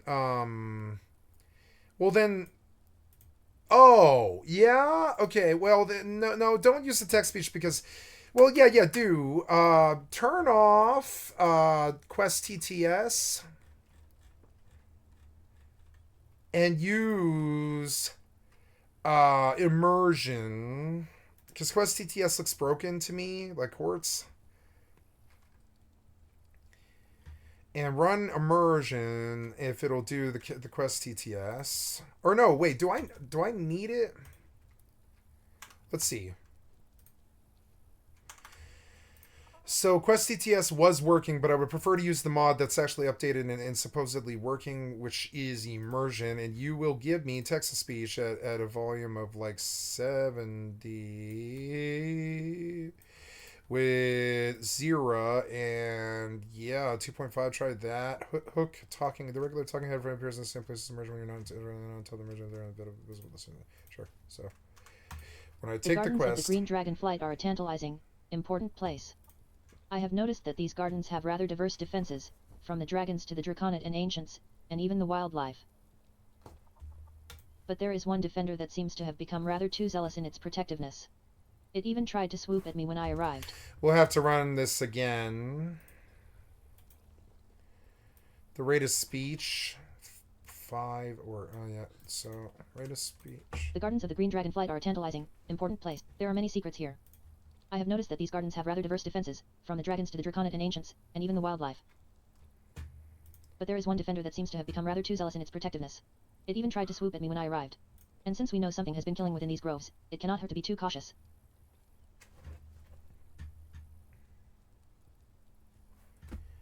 You're supposed to... Unfortunately, this creature must be slain before it can do more damage. Quest accepted. A frenzied defender.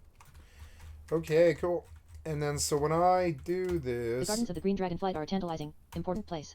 Yeah, I want the immersion. I'm in it for the RP here and the fun. I'm here for the fun.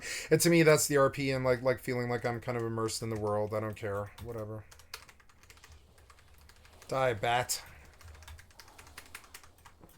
Oh, yes, all of my stuff. Text-to-speech set to disabled. Oops. Text-to-speech set to enabled.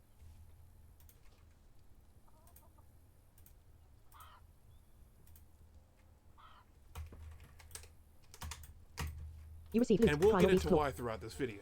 You receive So loot. Nick Resilient is leather. driven by My pure best friend is a lot like this guy without the idiosyncrasies and the autism.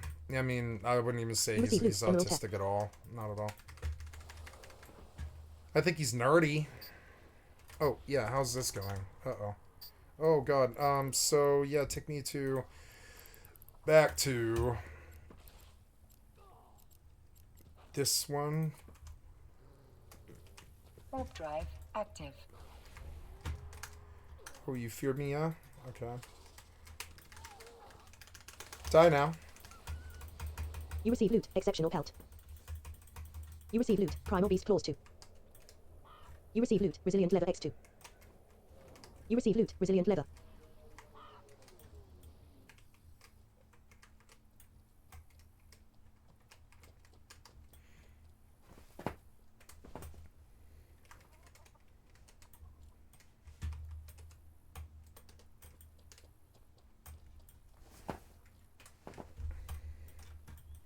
What else? I need emerald tears from by the trees. Okay. You receive loot. Emerald tear.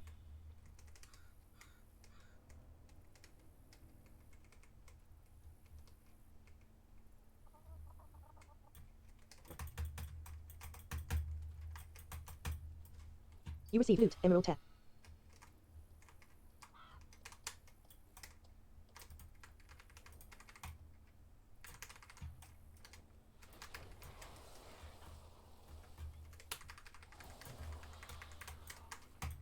You receive loot. Nonto talon.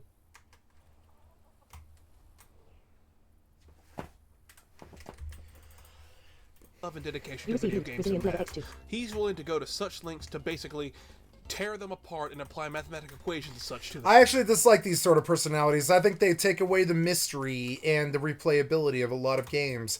I was just thinking about how already the war within has already been beaten, and the whole world knows, and people have written mods about it, and they're about to publish and go live. All of the content's been done. All of it's been beaten. All of the bosses have been tested. All of the mythic shit has been done. When it goes live, the difficulty will be a bit harder, but I mean, like, it's all sussed out. All of the data mine, all of everything about the expansion has been sussed out 2 weeks before it launches. Everything about it. There is no mystery. There might be a few things that the world doesn't know about yet, but no, probably not. Not with the data mining, no. So the gardens are more peaceful already, are they not? The nerds literally pick apart their files. A frenzied defender completed. No, I don't like the immersion. I want the quest TTS because it just runs through the whole quest text, and I don't have to click anything. And so we'll go back to the old way. We'll go back to we'll kill immersion. I mean, I like immersion, but it's not really necessary. It's not doing what I truly want. I mean, it is a mod that is not broken, and that is advantageous to me. So I guess I'll keep it for that reason.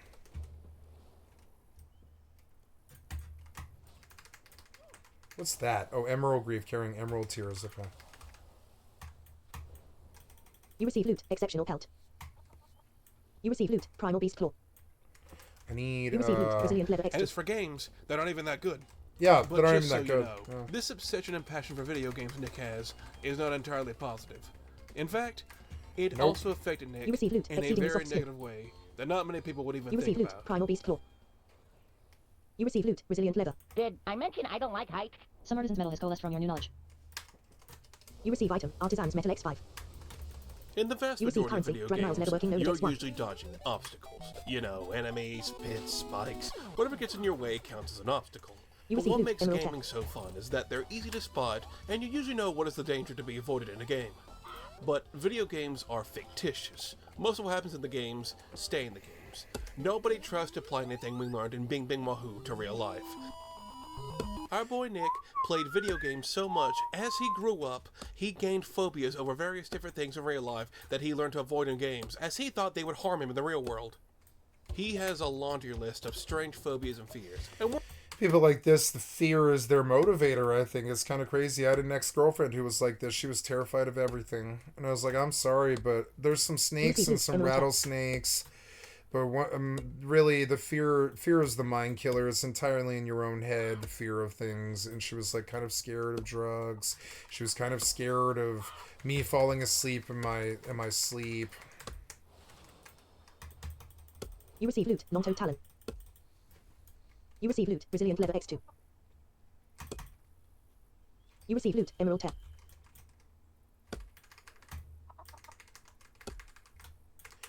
Turns out I had sleep apnea. And I was stopping and breathing in my sleep.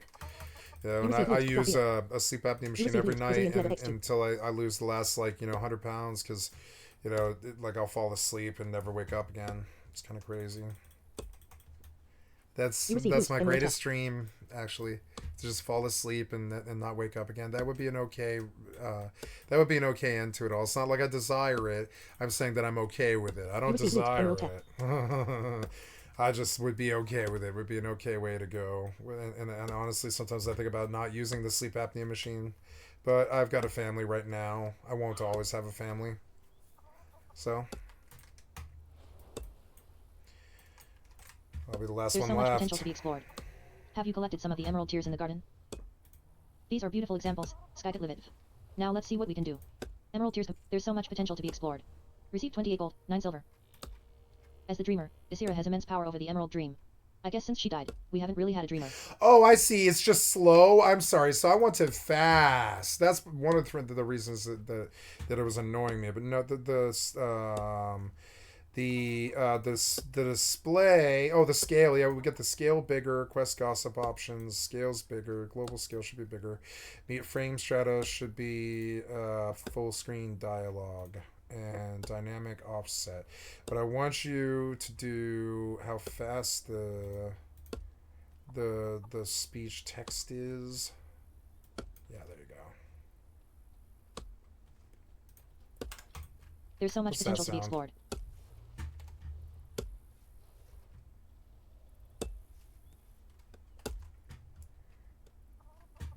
Based on my research, I believe there's a way to re-establish Isira's ties to the Emerald Dream, so we can bring her closer to Azeroth. When Isira died, the Winter Queen used her own power to restore her in Ardenweald. For now, she's bound there, but I think if we can just get Isira over into the Emerald Dream, we can use these anchors to keep her there. But I'm getting ahead of everything. First, we have to infuse these anchors with the power of those emerald tears. Quest accepted. Anchors to life. Jerithus says, once Isra has crossed out of the realms of death, I believe the power of these anchors will help her remain in the dream.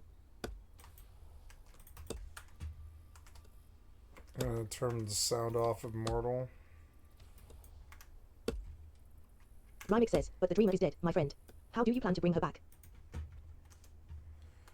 Okay, yep, we're back here again. I want to go Jerithus says that. I don't know, but I'm confident that I can figure out a way. No, I'll go out to Talassen or Reykjavik out there, or Talassenite or whatever. Jerithus says, even now, Tyrande and Malfurion are exploring the depths of Ardenweald, searching for possibilities. No, we'll go to Bez. Merithra says, hello again. Have your discussions been enlightening? Jerithus says, hello, mother. I was just telling you about my theory. Caught on the goddamn asteroid. It was so stupid. I hate that shit. So annoying.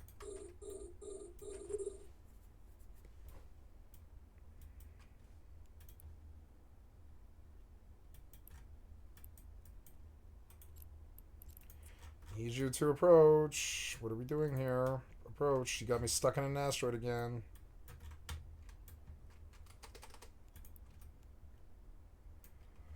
Yeah, I want you to align to the station. Oh, extract the terminus. Align to.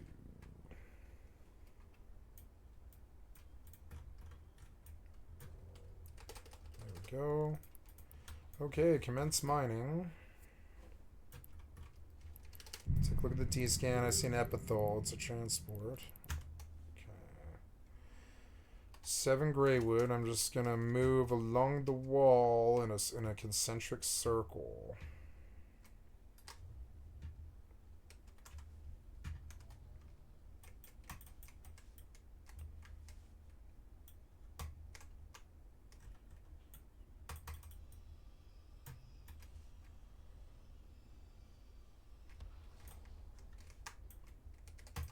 There's so much potential to be explored. So this is too big. Immersion add-ons. Immersion. I need you to... no, don't lock the frame position, please. And that's it. That's all I needed. There's so much potential to be explored. There we go. That's it. I can feel the power in the anchors. Now, of course, there's just the one tiny problem of how to get Asira to cross from the realms of death into the realms of life. One thing at a time. For now, I'll get these anchors to the Shady Sanctuary for safekeeping. My mother is here. She must have more that she wants you and Rumek to see.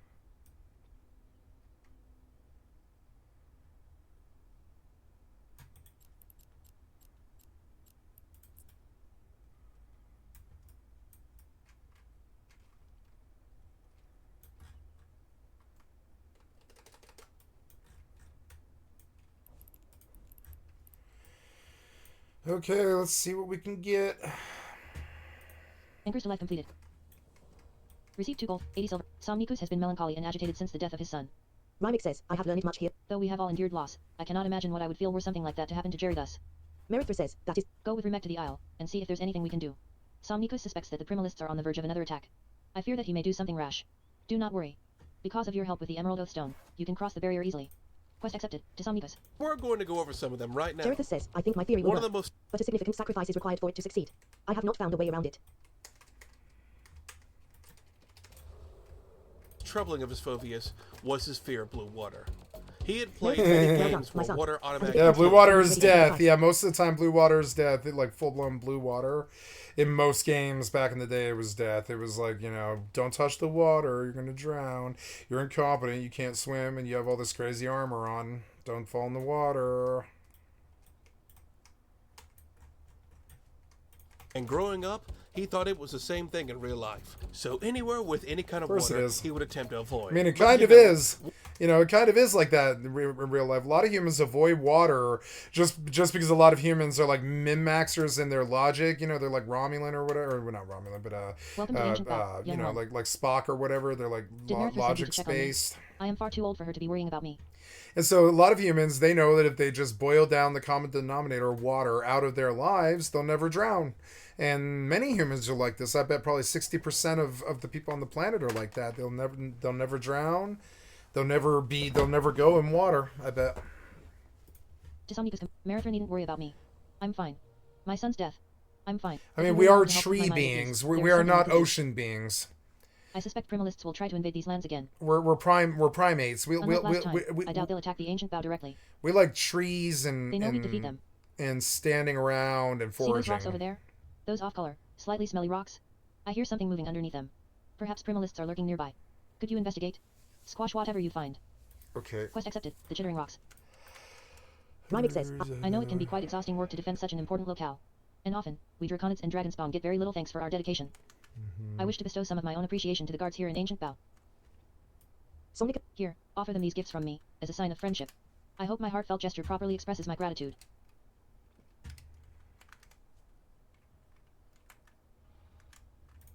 You receive item, Rymix gift. Rymix says, have you given the guards my gifts? Quest accepted. Guarded appreciation. Guard appreciation.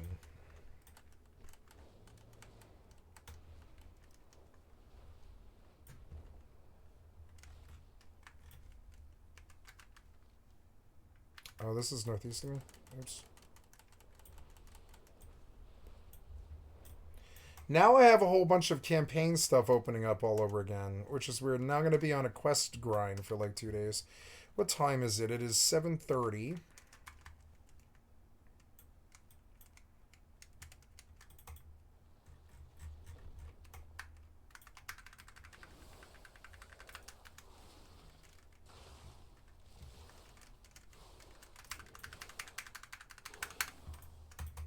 You receive loot, BD woodland die.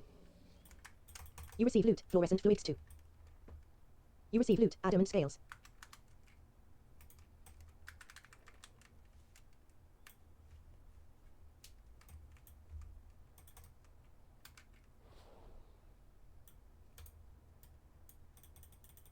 Yes, the dream is near, here. Emerald Scale God says, no one ever gives me anything. This is great. Water is kind of impossible to avoid. Blue water is hard to come by, but essentially he got over this fear due to the fact that water is just water. The dream is near. The same thing Here. also. Good for him. Look at that. He is just standing in it. He's like, no, I can't drown anything that's only waist high, and he's right. And, I mean, you can, but you probably won't. Not while you're on camera with people watching you. You're not gonna fucking drown. And yeah, everybody's got to learn to swim sooner or later. Fucking Maynard. He was a living god. Learn to swim. Learn to swim. Learn to swim. Yes? Emerald Scale God says, wow, that's cold. To the touch, I mean. It's a nice enough gift.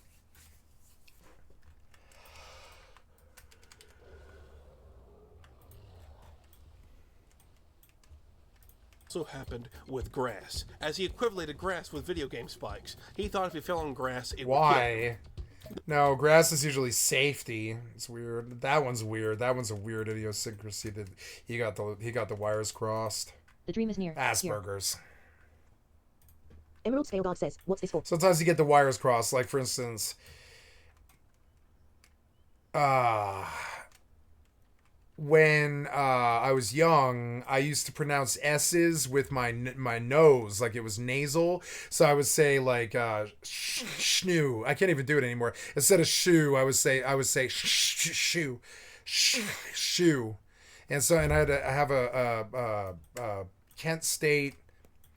Or no, sorry, it wasn't Kent State. It was I forget what it was. Some school that had a speech therapist, and I worked with them for several months, and they taught me how to say the S's correctly. You know, say, and then one day it was just off. It was gone. It was just like wasn't a problem. I was like that till I was like 7, and then we worked on it, and it was gone. It was wrong, and I was like, "Where's the sword? Where's the cell?" You know, where's the cellar? You know, or whatever. I had no problem saying S's correctly after that, but I still do nasally slur them a bit because my brain is wired that way.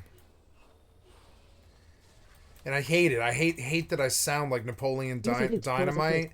That's the, you know, or at least I used to. I don't think I do anymore, but like because of all the drug use and the cigarettes and stuff. But like I used to sound like Napoleon Dynamite when I was younger, and it really nasal, and it really used to bother me. Not when I'm singing, but definitely when I'm talking. This phobia was also never going to last because, well, you can't avoid grass. Yes? Emerald Warden Another says, one no of one his ever gives me phobias anything. was This is the great. stairs. It's not that he's afraid to go up the stairs, but he will only go up them in a very specific way. He states he has no clue how this even came about, or even how this phobia started, but he can only go up them like this, and this looks like an absolute pain of a phobia to have. I wonder how he would handle those rocky steps. And then there was his fear of mirrors. Oh boy, this one is crazy. Nick had an awful fear of mirrors. He would go out of his way to avoid ever looking into one, dreading what would happen. I share this one. I don't fear mirrors, and I have no problem with them, but I dislike looking into them longer than to check your appearance. Something about it, I don't know, just like kind of, not that I don't like the image or what I see. It's the, like, something about mirrors. I just never really value them that much like other humans do. One of the weird things I've seen is with the Master of Glass, you see like many mirrors in every single house. I mean, mirrors are good. They help you, you know, check your appearance, make sure you don't have a booger hanging or something like that. But overall, like, you know, oops, I gotta check the store here, New Eden store. New graduate bundle. Okay. Lulu, you got some apples. Lulu, got some too. He had such a crippling fear of mirrors, he even mapped out this theoretical department store and all the ways all these mirrors could be facing, and then planned an entire route so he would never have to face or look at a mirror in the process. And he goes into excruciating detail about what he would do to ever avoid coming across a mirror in the department store, treating it again like a video game. He had a fear of ketchup and mustard because they reminded him of a video game lava. He had a fear of the letter P. I think we just found his true identity. Now yes, all these phobias are very strange and unconventional. But look, the definition of a phobia is an irrational and unrealistic fear of something, and these fit that definition perfectly. But yeah, too long didn't read. It's a bunch of really weird and really irrational fears. Exactly what I said. But the thing you must understand is, Today, we live in a world where people will demand the entire world stop for them and just them. Everyone has to stop everything they're doing and care to them. But Nick was different. He never asked anyone to take down anything or get rid of anything because he hated it. He just stood there and took it and found out his own way around these phobias. And there's also concerts going on over there. I otherwise never really... Yep, and yeah, he's a form of Asperger's. So my ex, who doesn't like me, who I broke up with because she wasn't the one, she had Asperger's really bad, and loud noises terrified the fucking... Loud anything terrified the shit out of her. And I've never understood that kind of fear. I love loud noise and bangs and stuff, whatever. I mean, not when it's scary, no, but I mean, like, you know, I don't have a fear of loud noise like them. These are Asperger's idiosyncrasies that we've heard out of Asperger's people before. Excuse me, I'm terribly sorry. I'm getting a phone call, and I'll be right back.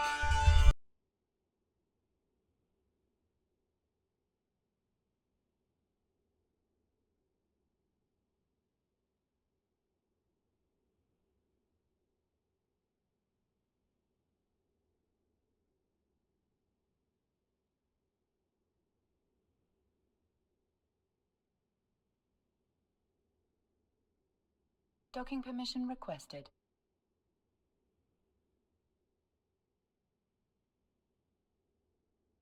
Docking request accepted.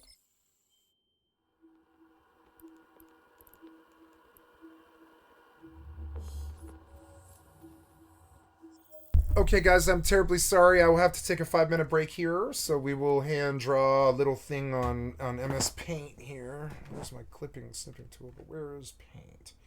Paint is not here. I don't know why it should be.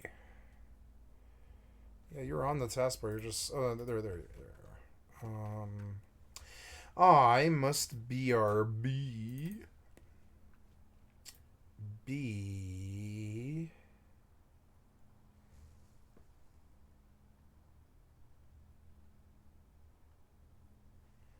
R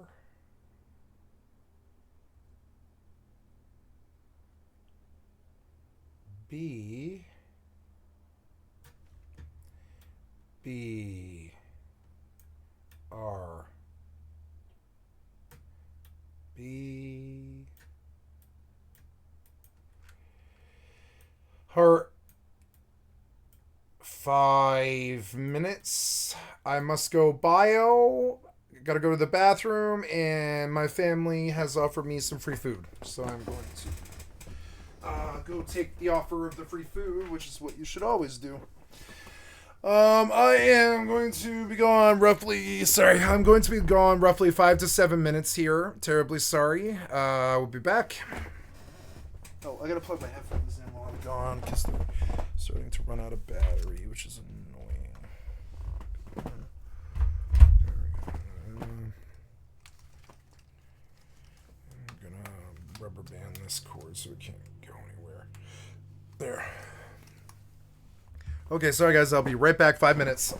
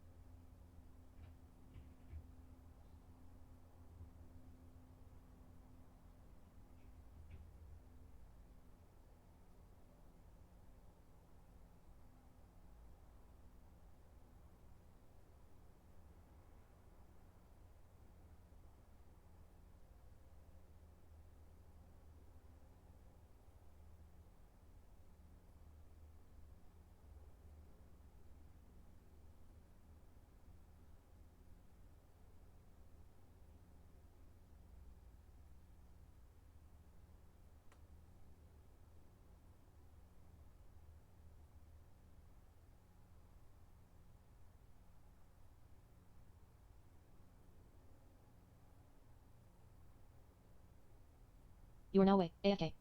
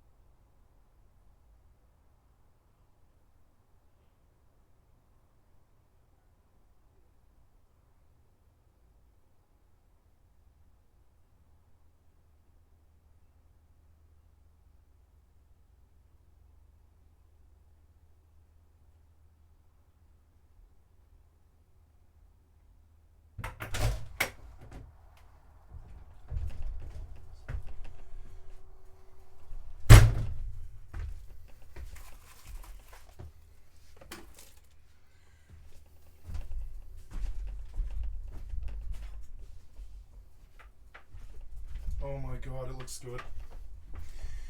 I go. I'm premature. I gotta. Oh, there's my microphone is unmuted. I'm popping a bottle of wine here.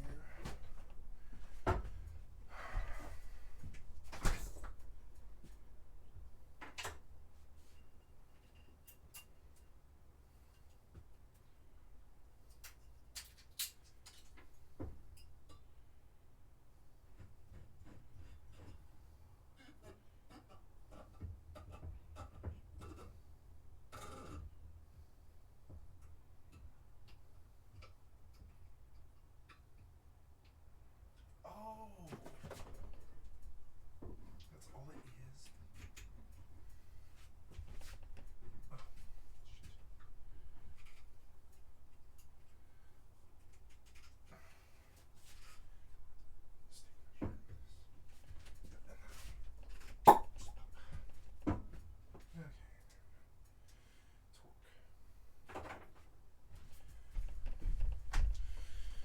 Pour a glass of wine here.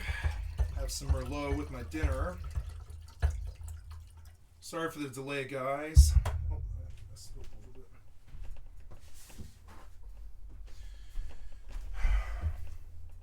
You know, I would not mind a little bit of fresh air. Just that window. Yeah. For sure it's good. So, I'll go back to watching this video on full screen while I eat dinner. Tonight it is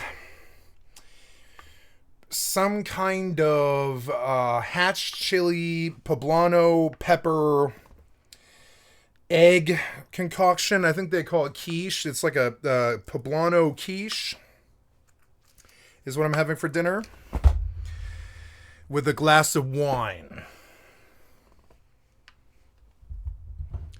And got to get it back off.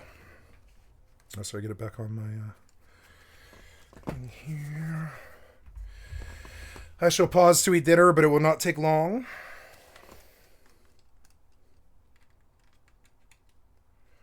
Okay, and there we go.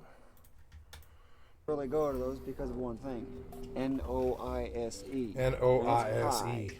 It's really loud. Even your spelling is Some of these idiosyncratic. phobias he never got over, at least to my knowledge. His parents even considered sending him to a hypnotist to fix some of these phobias, but he went against it last minute. I wanted to hypnotize Nikki to get him out of the mirror situation and the stare situation. I thought, oh, if I hypnotize him. So I went to a hypnotist and I asked him, and she said, sure, we can do that. The patient has to be willing to do it. And at that time, Nikki was. And now he won't do it. He lost interest. His family has really tried to work with Nick's lifestyle all these years. They're supportive and tried their best to accommodate him, like his eating choices, which one of his favorite meals is degreased pizza, where he heats up a pizza and goes through the painstaking process of taking all the grease Eating off. that bread all your life like that will make you so sick. It'll make you very sick in your head, your body. You won't get fat necessarily, but you'll get sick. For the paper towel. Carbohydrates are 4 and protein are 4. Look how much this all comes up. This is a lot of grease. This is why I degrease, and this is why I'm actually otherwise at a pretty healthy weight overall, despite the fact I eat almost nothing but pizza. Wow, he's even dissecting his food. Because it's cheap. It's the only $5 meal you can get in America anymore. Fucking Red Baron pizza and shit like that. It's like the only thing left. You can't even get Hungry Man dinners for $5 anymore. So we got a whole generation of men living off of pizza, getting fat and carved up. Like me, needing semi-glutides and stuff like that because they're you know, close to, you know, problems. Because of his quirks and his strange phobias, it was very difficult for Nick to really connect and get any friends, because nobody really understood him but him. This is one of the best meals I've ever To had. me, say mean things. They would. Well, there's one case where one of them literally spit on my back. Seriously. They often whistle for no reason, really getting irritated. What's easy way to trigger a fight with me is whistling, so they better be careful with that. No hope of getting a significant other either, which he has also expressed, but you know, it is what it is.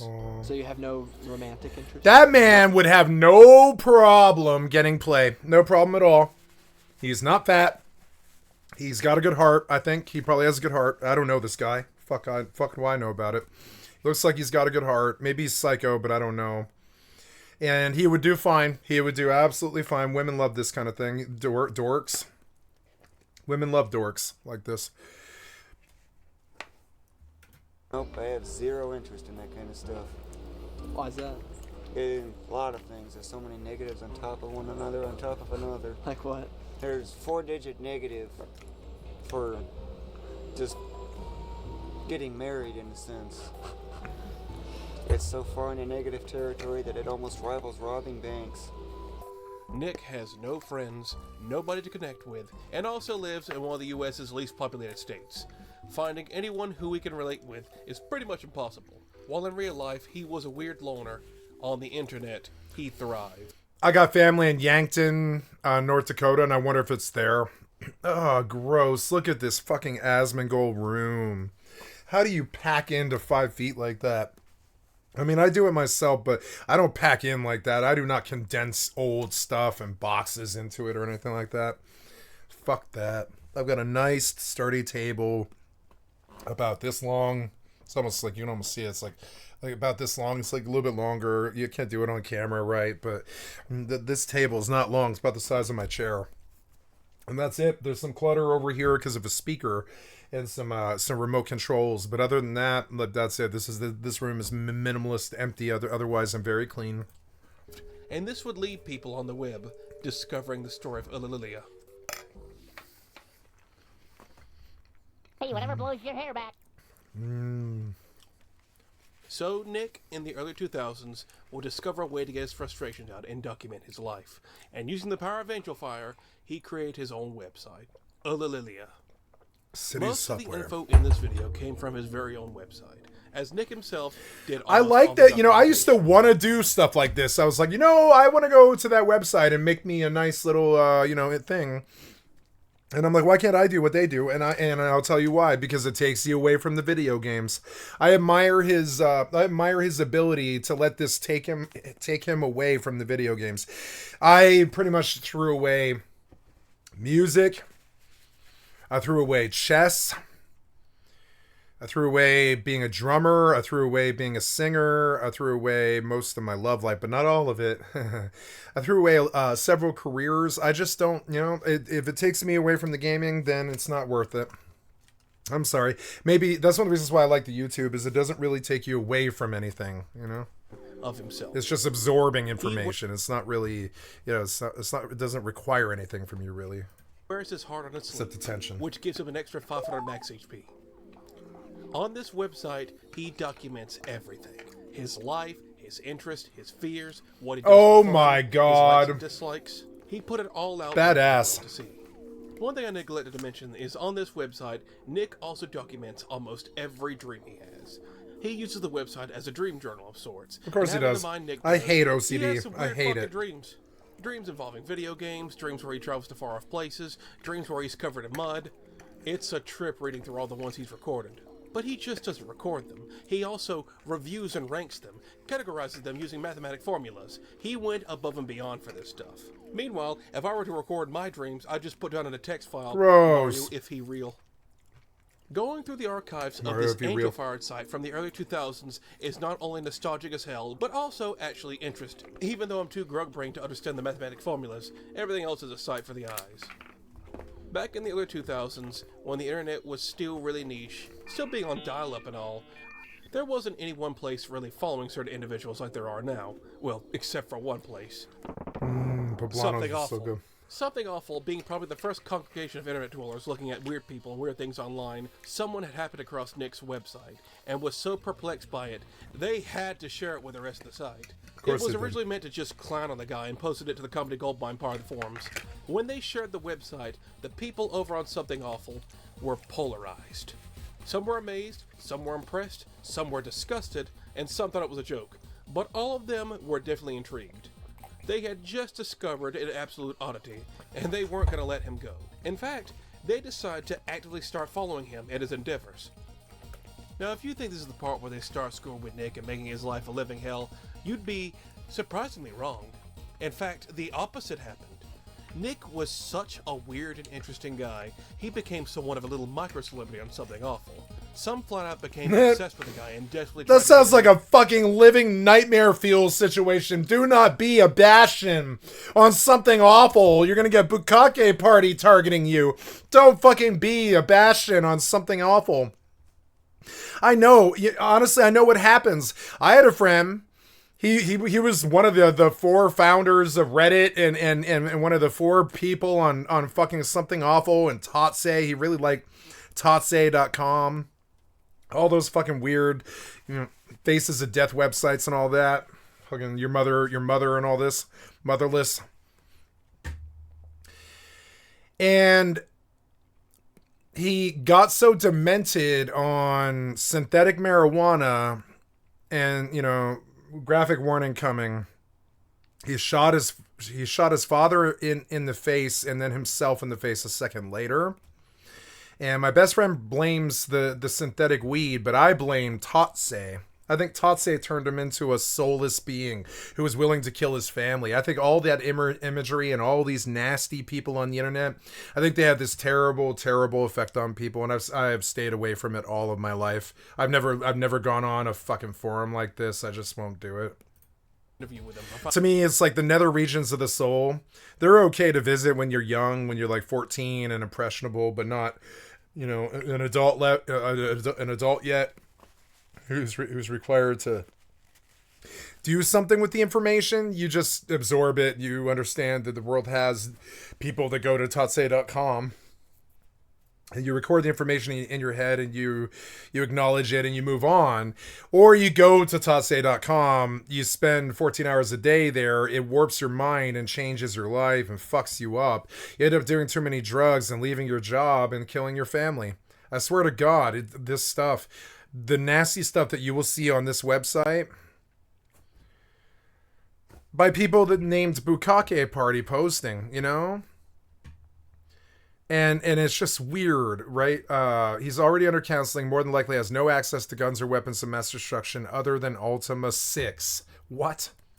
Find some way to talk to him, but the monster that put their foot down the people obsessing over him. He was definitely one of the earliest internet celebrities, at least on Something Awful. With this exposure on Something Awful, word of Nick's antics spread to what was the internet. Nightmare Fuel. He quickly gained Nightmare cult Fuel. audience who were now following his website. That's not good. I don't think he really had a grasp on the idea that potentially dozens and dozens of people were now reading his stories and progress throughout life. But from everything I've seen, he just continued business as usual, updating the website constantly with more stories, progress on life, and other things. So yeah, he's congregated sort of a fan base following him. I want to read that one about the wonders that I can do in my mind. The only wonder that I can do in my mind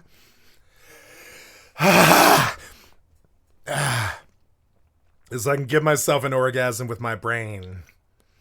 I did so many drugs that at some point when I was masturbating and I was high on methamphetamine, I pretty much touched God or whatever you want to fucking call it. I had the greatest orgasm of all of my life, and it like rewired my fucking shit.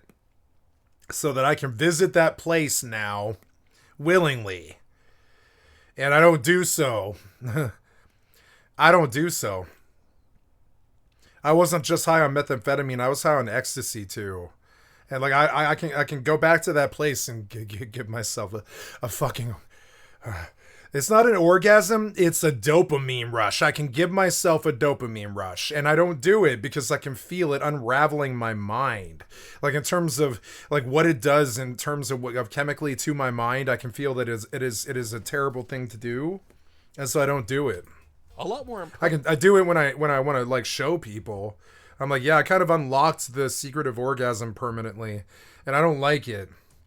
It's brain damage. I didn't get that until after I was brain damaged. I like all my life, like I had no secret powers or anything like that other than talking to my cat with my mind when I was on acid. That was it. And then later on, I got the gonzo superpower of being able to give myself a dopamine rush that feels like an orgasm or getting really high on methamphetamine or probably cocaine, you know, that kind of thing. And I can rush it to my head, and I can give my body a shiver, like a full body orgasm, with just my mind. But doing this scares the living shit out of me, and it feels dirty and fucked up, and it's not this place I have ever visited. I'll do it when I think about it, but I don't ever mess with it, you know, because I think it'll break my mind. I think somewhere in there is some neurological damage. It's some switch has been flipped or well, more like some tissue has been crushed is a better way to put it. And while I feel like I could like live in a place of bliss for the rest of my life, I believe it would fry my mind. I think it has something to do with dopamine being released into my fucking bloodstream so quickly through some kind of actual fountain or something. I don't know what it is, that I'm scared of breaking my mind and ending up a worse... you know, of opening the doors of perception and not getting them shut. I mean, I've already done that, but like I'm scared of starting like a dopamine rush or an orgasm, whatever you want to call it, that just never ends, and I get stuck in the throes of orgasm, and I seize out and die. So I don't come to that place. I don't ever go there. I know what's on the other side. My father died of aneurysm. My half brother died of aneurysm. And I'm sure I will die of some form of aneurysm or something. And I've already had like one. I had a full-blown stroke and/or aneurysm, and I crashed out on a fucking on a moped, and I smacked my left side head into the fucking pavement. And ever since then, I've been able to give myself a fucking dopamine rush like you wouldn't believe. And there's there's a bunch of problems with it, but my main two problems with it is it has a distinct feeling of you can do this, but if you do it, you'll never be able to come back. If you do too much, like longer than a second, you'll never be able to come back. You'll just full-blown seize. So I don't do it longer than a second. And then the other part about it is like something about the idea of messing with it is forbidden, and if I do, I'll die, and so I don't mess with it longer than to show people. I talked about this in my neuropsych evaluation, and they believed me because they were like, "No, you do have terrible brain damage." They showed me an MRI of the picture, and they're like, "Yeah, we could study your mind, but I mean, we already have a bunch of people doing stuff like that. We don't need it." And I was like, "Yep." And they were like, "You're gonna have weird problems," and one of them is I can give myself a dopamine rush that equals to my whole body. It feels like a head rush into a fucking like a throbbing, shaking rush, like an orgasm. I can just call that at will because I sustained brain damage in a fucking motorcycle accident. What I really think it is just trying to use the part of my mind that's been damaged. Preston were actually charmed by his motivation. He doesn't have anything like that. He had it at birth. I'm jealous of him. I crashed into the fucking ground and got not Asperger's, but definitely brain damage. And I could do stuff like recite like numbers backwards, but I can't do stuff like remember what just happened. And how he got around in his daily life. Like, I was listening to Mutahart yesterday talk about sleep deprivation, and one of the things that happens is eventually you start forgetting what you were just doing. And that's actually the biggest damage with sleep deprivation, is you end up forgetting what you were just doing 1 second ago. And you'll just forget and wander around. Then, Yep. YouTube came out. I have that all the time. I forget what I'm doing all the time. Every 2 minutes. I forget that I'm playing video games. I forget that I'm listening to music. I forget that I'm eating. I'll forget that I'm, drinking. I'll forget that I'm fucking. I'll just forget. I'll just full-blown, forget that I'm doing something. And it's terrible. It's retrograde amnesia caused by severe cranial damage. And so Nick started using YouTube to record and document it. Now, am I weak mentally? No. But I'm weak neurologically, and I'm liable to go out in a spasm or a seizure or an aneurysm that kills me, like it did my father and my stepbrother, like my half brother, excuse me, like anybody from my father's side. All five uncles on my father's side and my father and my half brother are dead from either junk, drinking, liver cirrhosis, suicide, or aneurysm. And the two males in my immediate family, my half brother and my father. My half brother went out when he was 34, which was 10 years younger than me. And my father went out when he was 67, and I know that I have the same problems. But the difference is I don't surround myself with the stress and the pressure that those men did. I don't have a family. I don't stress myself with things too much. I'm like Tweak from that show South Park. I can't handle it, man. Or my favorite character of all time was Sarah Lynn from BoJack. That's too much, man. That's too much, man. All my life it's been too much, man. His life on there. Although he's since deleted the channel. I'll sing my music quietly because I don't want to get famous. I don't want to get famous. Like, trust me, even weird, shitty, autistic artists will get famous. And I'm terrified of it. I'm terrified of it. So I'll just come in with a broken execution on a DIY tip, and you can tell immediately that the only producer I've ever worked with was if I had a band or something like that. Otherwise, it's just, it's just not here. There's no producers, editors, or anything like that here. So I'll never get famous. For some time and will be logged out of the game. If you wish to remain logged in, hit the cancel button. Yep, that's okay. I'll cancel. Yep, sorry. And I'll listen to my own music here, and I'll understand that I'm not singing loud enough. You hear it? And I sound like him. I sound incredibly autistic, and I embrace these sides, and I try to deliver this image. Because... Sometime and will be logged out of the game. All right. Where are you, motherfucker? You're like hiding it from me. Oh, you did. You son of a bitch. All right, well, so... And I can hear it. I'm trying to be autistic. I can hear it in my voice. I'm trying to deliver something that is autistic and hard to, to track and hard to hear, and from a place that makes people uncomfortable. I am embracing that, and I'm delivering it in the form of blues trap. Because I believe that this image and this business cannot get famous. I believe it. I believe that it's too autistic to get famous, and I deliver it that way. I've done songs in other styles. I've been a grunge singer and all types of stuff. Right here, I want to sound like an autistic dude on Reddit, maybe incel or some such, although I'm not, and just sort of like lost in the sauce and completely broken. And that's the vibe. And I'm trying to appeal to just those people. I don't want Billie Eilish's crowd. I want the insane asylum. I don't want Billie Eilish's pop music money or anything like that. I want the insane asylum crowd. Ever been to the insane asylum? I've been twice.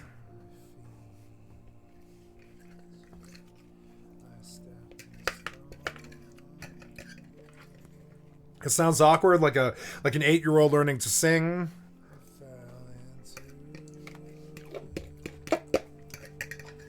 But behind it is a beat.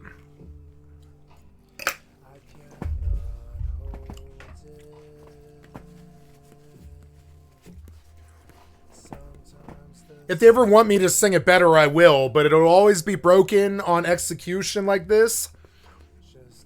Because I didn't do this for them. I did it for me.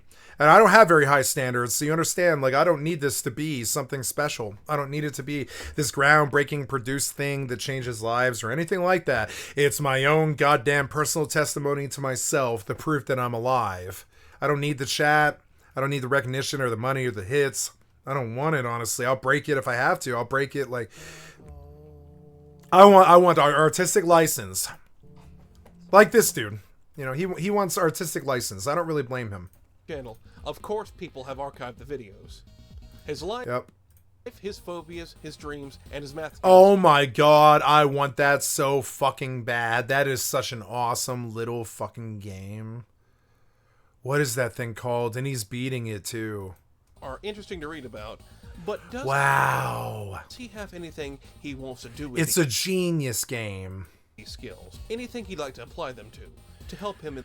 Yeah, like, I have a good brain like this dude. Probably not as smart as him, but, I have a good brain like this dude. I've never wasted it. I've always used it even in my darkest moments when I was extremely high on heroin and methamphetamine and running from the cops in the night and all this stuff.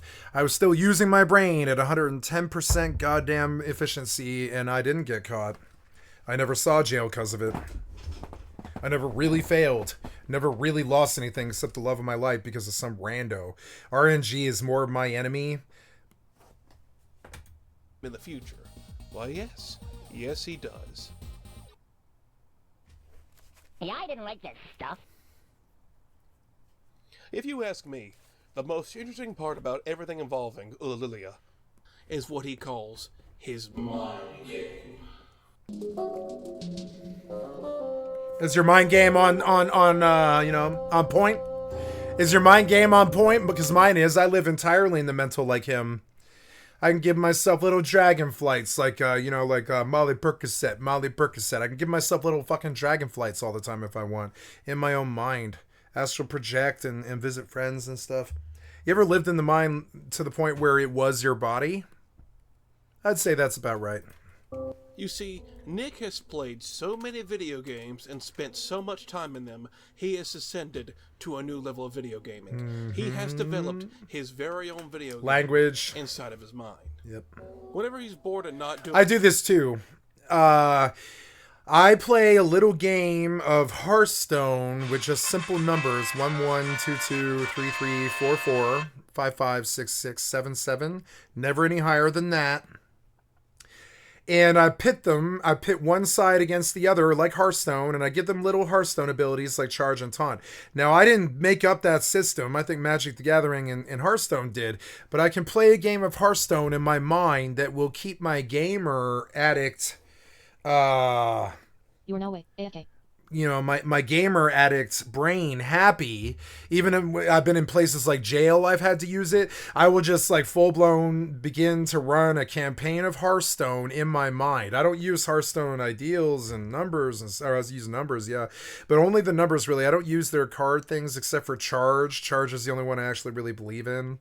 The rest of them all is like it don't really matter. I'm actually happy enough fighting the war. Like I'll show you an example of it in World of Warcraft. I can show you an example of the game that I play in my mind, and which is why I still play this game. Blizzard knows it too. I play this little game in my mind where these little soldiers have like health and stuff, and they all attack each other on a linear like sort of pace, like a player piano. Doing anything in particular. Now I don't do this in some formal way. But when I'm really incredibly fucking bored, I'll just begin to play little fucking Hearthstone games in my mind with myself. Because I don't have a game to play. Where he will... I don't like that, but it's true. Enter a trance and start playing this video game. Yeah, I don't like that, but it's true. Yeah, see... I'm a lot like this dude. It's weird. I never actually thought I would see somebody else like me on YouTube, but it sucks. But yeah, I'm like that kind-hearted nerd that's off on his own little weird nerd campaign. And if I found love or drugs or popularity or sex or happiness, it was purely by accident, I believe. Because I sort of stumble through life thinking about video games all day. It's stupid. Well, and pussy and weed. Of his head. What does he do inside this so-called mind game? In this mind game, he has superhuman abilities that allow him to do whatever he wants in his mind. Climbing mountains in literal minutes, running at supersonic speeds. That's what it's like. And in this mind game, he is completely... Yeah, I think of Skycat as this... Now, did you hearth? I need you to hearth. I look at Skycat as this like open tool set of scripts and macros and abilities that applies across a whole bunch of different fucking games from WoW to EvE. Do you see how I have like the same character wherever I go? And I don't care about their skins. It could be a banana in Fortnite. It doesn't matter what it is. The skins don't matter to me as long as Sky and Cat and Live and some kind of cat girl's there. Right? As long as some kind of weird furry cat girl's there. Because I hide under that visage all the time. I hide under the weird furry cat girl visage I have for 25 years or something. Not furry, but just like full blown like my character is not a human being. Cat was always either a cat or a dog or, you know, what's she in this game? A dragon. You know, cat girl, Mithra. Doesn't matter what it is. Mainly, I just don't want to be something that's normal. And I do want something that is that crosses aesthetically well with females, because I don't like looking at male characters. I don't like looking at man ass all day. It's my primary complaint with third person games, you know. And so I like female characters, and I like dressing them up as animals, and I'm not a furry, and I don't like bestiality. I just think that the animal is the side of me that isn't human, because I don't really consider myself a member of the human race. There was this point when I was like, I don't know, 22, 24, somewhere there, where I just went Worgen. I think it was the launch of Kata. Before that, I was a night elf or a human, but there was this point where I went Worgen in Kata, and I just decided that I was an animal who didn't belong to the human race anymore. I'm sure there's all kinds of crazy words like this, but I mean, but that's how it was, though. I pretty much let the human race. I stopped paying taxes for 13 years, and I stopped, doing anything but being a drug addict. I stopped being anything but a savage fucking animal, chasing strippers and sex on Craigslist and stealing cars and, buying stolen mopeds apparently and all this other stuff. And I don't know, like, there was this point where I was like, yeah, I'm no longer this human being. I'm Cat. They call me Cat. I've been Cat for a long time. Sometimes it's Skycat, but generally it's Cat. Even okay, it's weird because when I went to Rust, I took my WoW priest name, which was Catalista. And I made a friend named Lucky doing that. And then Lucky took me through to Pen Pals, which was my Rust clan, my first Rust clan. I had 2 Rust clan, well, 3, really, 3. And they ended up being my first Rust clan, and they loved me, and they called me Cat. But right through the middle of it, I just switched to skycat.live, and I started streaming. And they saw that I was the type of personality to just completely change my name because, yeah, pretty much the entirety of almost all of my family is either dead or excommunicated. I have a dead government that doesn't represent me. I don't live in the real world. I don't make real money. I don't care about real world problems. I don't care about real world things. I follow politics and I yell because I know it's going to affect me in the video game world. I'm pissed off about being a digital serf for 34 years. I'm INR. I'm not represented. I'm not part of the human race. I don't vote or get taken care of in the same way. I get taken care of, but I don't get taken care of. I am not represented.